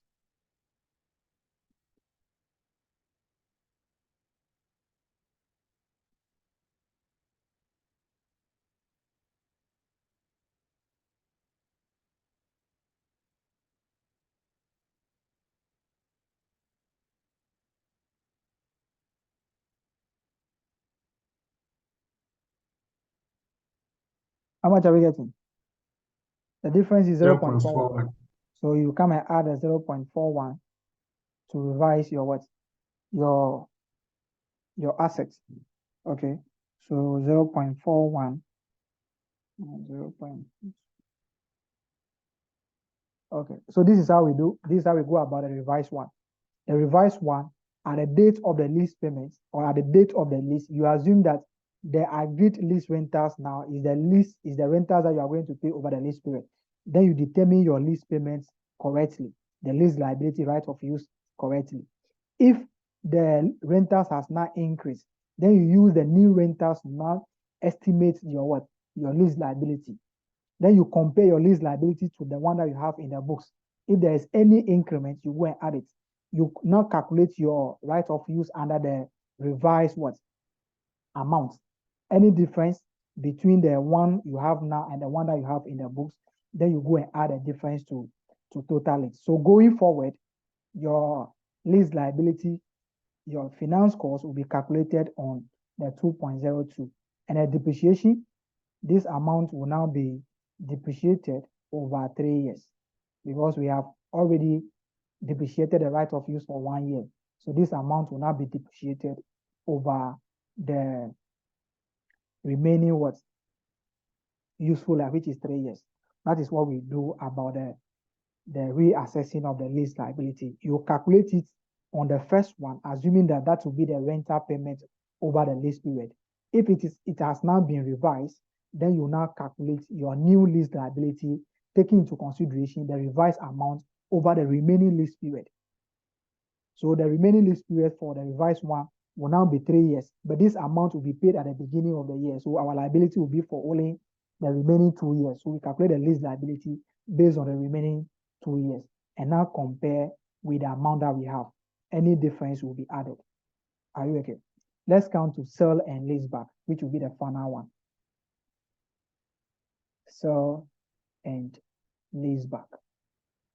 Okay, sell and lease back.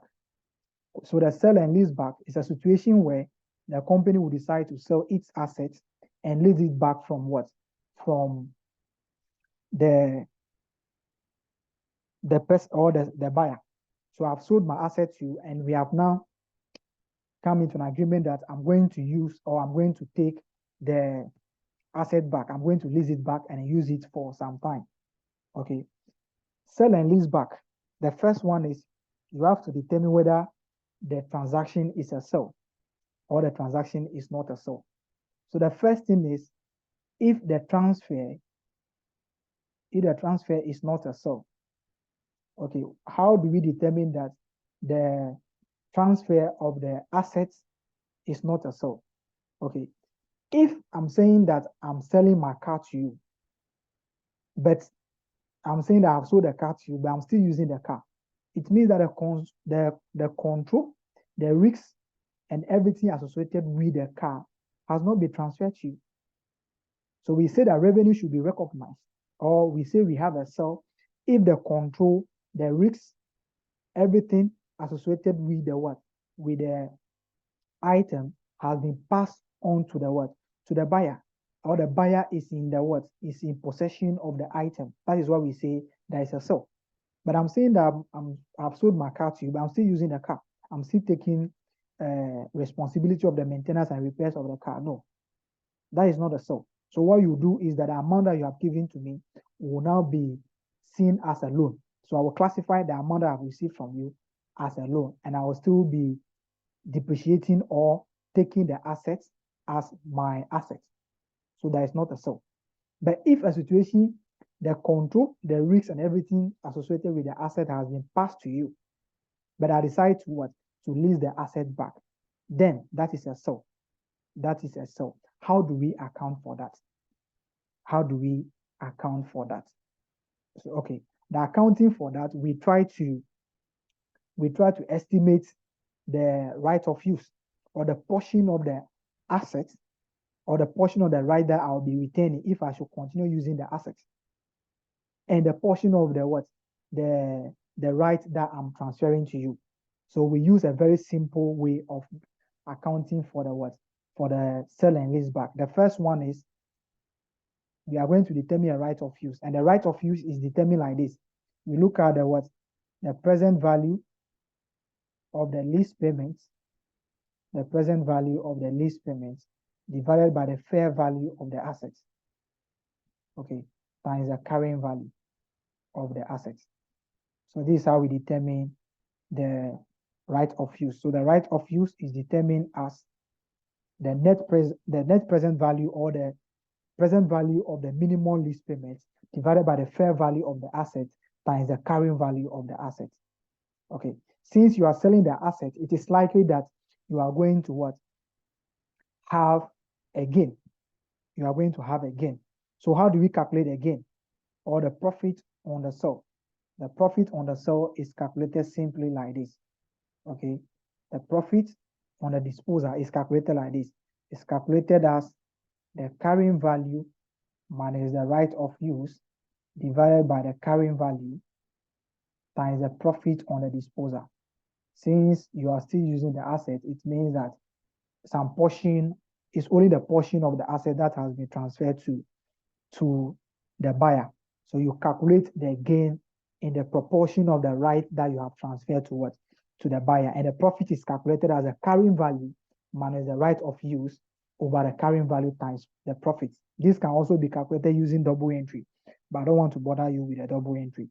The double entry is in the notes, so you can look at that. Let's look at one question under that. Example, sell and lease back. The example, the first example.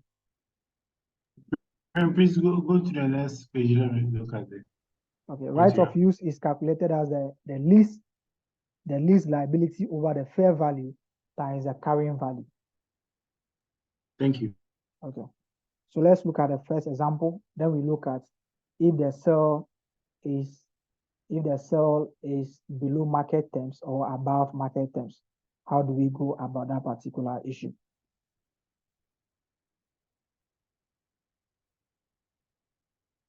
Okay, let's look at the example there.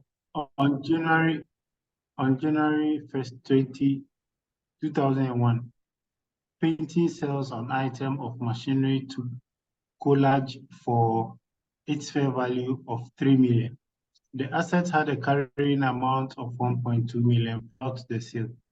This sale represents the satisfaction of a performance obligation in accordance with IFRS 15, revenue from contracts with customers. Painting enters into the contract with Collage for the right to use the asset for the next 5 years. Annual payments of 500,000 are due at the end of the year. The interest rate implicit in the lease is 10%. The present value of the annual lease payment is 1.9 million pounds. The remaining useful economic life of the machine is much greater than the lease term. Explain how the transaction will be accounted for on 1st January 2001 by both Painting and Collage. Okay. So you can see that they have calculated the net present value, the present value of the lease payment for you, isn't it? Okay. Sometimes the question will not give it to you, but you can calculate it the way you have to calculate it. the normal way that we calculate it. You can see that one person is selling the asset and decides to what? To lease it back. So if they are leasing it, the annual rentals is 500,000, which is what? In arrears. And the interest rate is 10%. So the question now is, how many years are they leasing the asset back? It is 5 years. So you use the 10% to calculate 500,000, the present value of what? 500,000 for 5 years, which is 10%, which is annuity. So you find annuity of 10% and now use the what? The rentals to calculate the lease liability. It's the same as how we calculate the lease liability. But they have given that to us now. So we are going to use the 1.9 as the what? The lease liability. Okay. And the what? What is the fair value of the assets? What is the fair value of the assets? 3 million. Okay, so in the books of painting, this is how painting is going to account for this. First of all, painting has to determine the rights of the carrying value of the asset that they are retaining. Okay, the carrying value of the asset is 1.2, and I have sold this thing to you for 3 million, and I'm taking it back, and the amount that I'm owing you is 1.9. So what we do is that the right of use will be the lease liability, which is 1.9 divided by 3 times the carrying value, which is 1.2. What will be the right of use?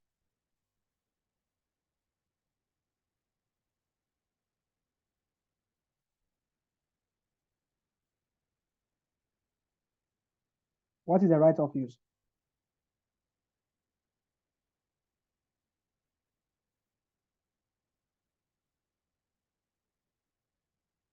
What is the value for the right of use? 1.9 divided by 0.76. okay. 0.76 million. Okay. Snabanga. Banga. Yeah. Your one is up. Sir, please, with the CD, so won't affect any of the calculation. Like, I think we have dollars and pounds. No, they I'm the one who did the mistake. It should be the same figure. Okay. It should be the same currency sign. Okay. So the right of use is 0.76. The right of use is 0.76. Okay, that is fine. Then the question now is, if our carrying value is 1.2, that is the carrying value of the asset that we are selling, but we are retaining 0.76 out of that, what is the portion that we are transferring to the buyer? What will be the portion that we are transferring to the buyer? What is the portion that we are transferring to the buyer? The carrying value of the asset is 1.2. We are retaining 0.76. Okay. What is the portion that we are transferring to the buyer? That will be 0.44 divided by the carrying value of 1.2. Then multiply by the profit. The profit will be the proceeds minus the carrying value. So we are selling the asset for 3 million, and our carrying value of the asset is what? Is 1.2. So what will be the profit? The gain, the actual gain on disposal is this. But since we are taking the asset back, we calculate the gains in proportion of what? The rights that we have transferred to what? To the buyer. The buyer. What are we getting as a profit? Yes. Yes, For please. example, up there, you have profit is equal to carrying value minus right of use over carrying value times profit. Yes. So the carrying value over here is 1.2 minus the right of use, which is 0.76. But if you have the profit already, why will you calculate it? The profit that we are calculating is the profit on the what? On the right that we transfer to what? To the buyer. We are still using the asset. So since we are still using the asset, we can recognize profit on the portion of the asset that we are still using. So we calculate the profit based on the right that we have transferred to the buyer. Okay. Okay. So what will be the profit?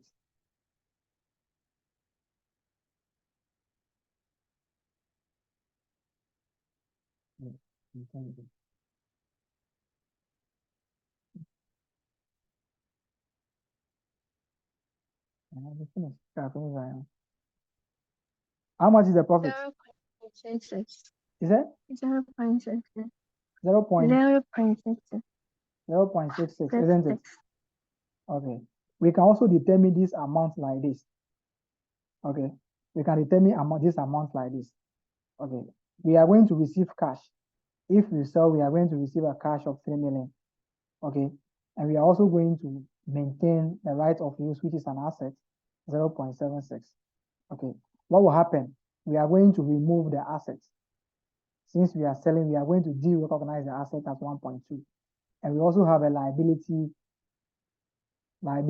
of 1.9. We are going to recognize the liability of this.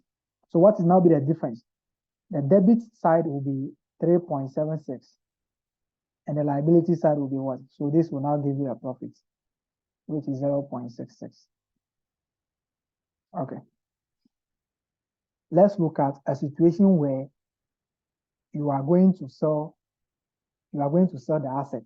So instead of you selling the asset at 3 million, which is the fair value, you are selling the asset at 3.5 million. Okay. You are selling the asset at 0.5 million above the fair value.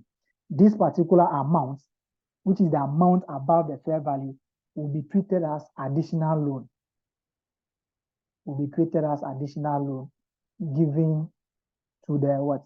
To the lessee. So the fair value, the asset should always be sold at the fair value. But if the asset is being sold above fair value, the excess amount will be treated as additional loan granted to the lessee by the lessor. So we look at how to account for this. This will be accounted for as a financial liability in accordance with IFRS 9. But if the fair value is 3 million, but we have sold the asset for 2.8, it means that we have sold the asset below its market value. So this particular 0.2 million, which is below its market value, will be treated as an advance payment made by the what? Made by the lessee. In each of the cases, the asset should be disposed at the fair value. So if the asset was disposed at an amount above the fair value, the increment will be treated as additional loan. Okay. If the asset is being disposed as a amount below the fair value, the difference will be treated as an advance payment, which will be added to the right of use.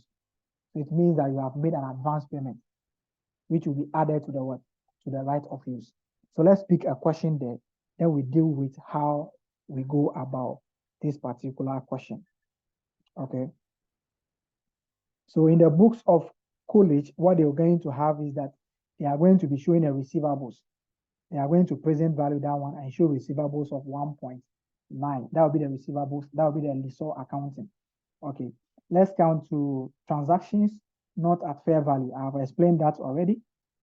Above fair value, the excess will be treated as an additional loan, which will be accounted for using financial instruments.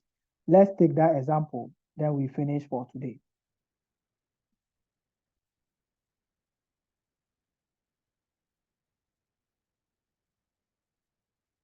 Let's take that example there.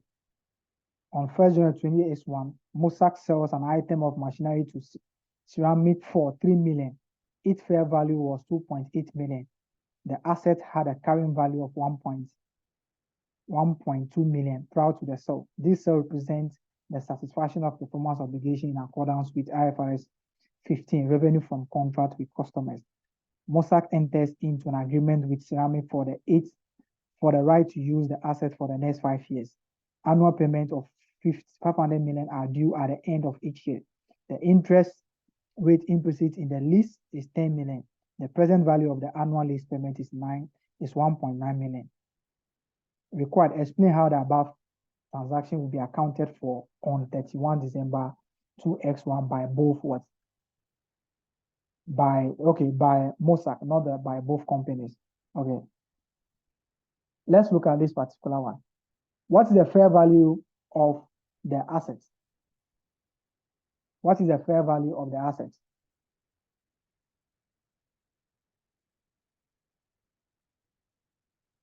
What is the fair value of the assets?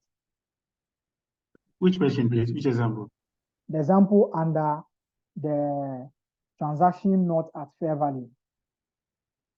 Okay. Okay. What is the So, fair value of the asset? That's 2.8 million. The fair value is 2.8 million. Okay. The fair value of the asset is 2.8 million. But the asset was sold for what? It was sold for 3 million. Okay. So it means that the asset was sold above its fair value by how much? By 0.2 million. Okay. We are saying that in each cases, the sale should be at the fair value. The sale should be at the fair value. But if the sale is above the fair value, the additional amount will be treated as a loan. So we're supposed to pay you 2.8, but we have given you what, 3 million. So 2.8 is for the asset, and the 0.2 is an additional loan granted to you. Okay. So let's now determine the right of use. The right of use will be determined as the carrying value, or which will be the 1.9, which is the lease liability divided by the fair value, 2.8, times the carrying value, which is 1.2 million. What will be the right of use?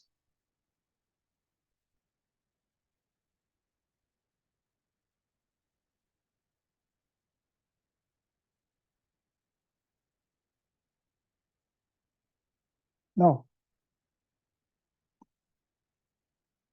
This thing, the present value of the minimum lease payment should not be 1.9. Okay. Because this was calculated taking the loan into consideration. So this will be 1.9 minus the loan amount. Okay, because the loan is given today, so the present value of the loan is still 0.2 million. So the 1.9 million over here was determined taking into consideration the additional loan. So the one relating to the asset itself will be this one minus the loan amount. Take note of that. So the 1.9 over there, which is a liability, is including the asset itself, the liability relating to the asset itself, and the one relating to the what? To the additional loan given. So it will be 1.9 minus 0.2. Okay. And that will give us 1.7 million divided by 2.8 million times 1.2. What are we getting? 0.73. 0.73. Okay. Let's calculate profit on the sale. Let's calculate profit on the sale. So, Yeah, Nick, you want to say something? no. Okay. So the minimum lease payment that you are going to calculate will always be relating to the two issues, the one relating to the asset and the one relating to the loan. So the liability that you are going to get, it is including both relating to the asset and the one relating to the loan. And the loan will be given to you today. So the present value of the loan will still be the 0.2 million. So you take the 0.2 million from the liability, and that will be the liability relating to the asset. Okay. So our profit will now be calculated as the 1.2 minus 0.73 divided by 1.2 times the profit. What will be the profit? What will be the profit on the sale? What will be the profit on the sale? What will be the actual profit on the sale? The normal profit on the sale will be what? The profit is calculated on the fair value and the carrying value, not the 3 million. The 3 million is including a loan of 0.2. So the actual amount that you are selling the asset is 2.8, which is the fair value. So that will be 2.8 minus the 1.2. So 2.8 against the carrying value of 1.2. What will be the profit, the actual or the normal profit? What will be the normal profit? 1.6. 1.6. Okay. So let's calculate the actual profit on the right transfer to what? To the buyer, which will be the carrying value minus what? The right of use divided by the carrying value multiplied by the normal profit. What are you getting?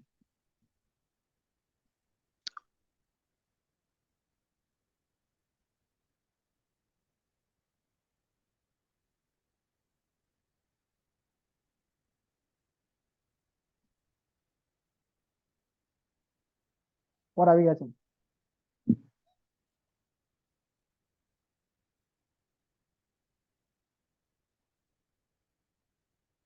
Okay, nobody's using calculator.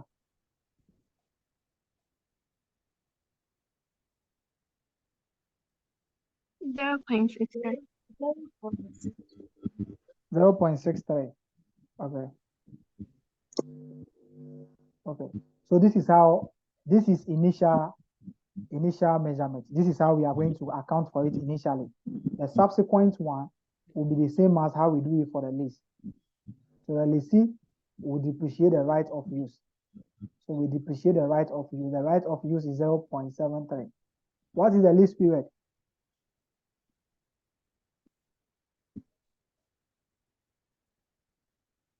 What is the lease period? 5 years. Are you sure it's 6 years? 5 years. That will be 5 years. So what will be the depreciation every year?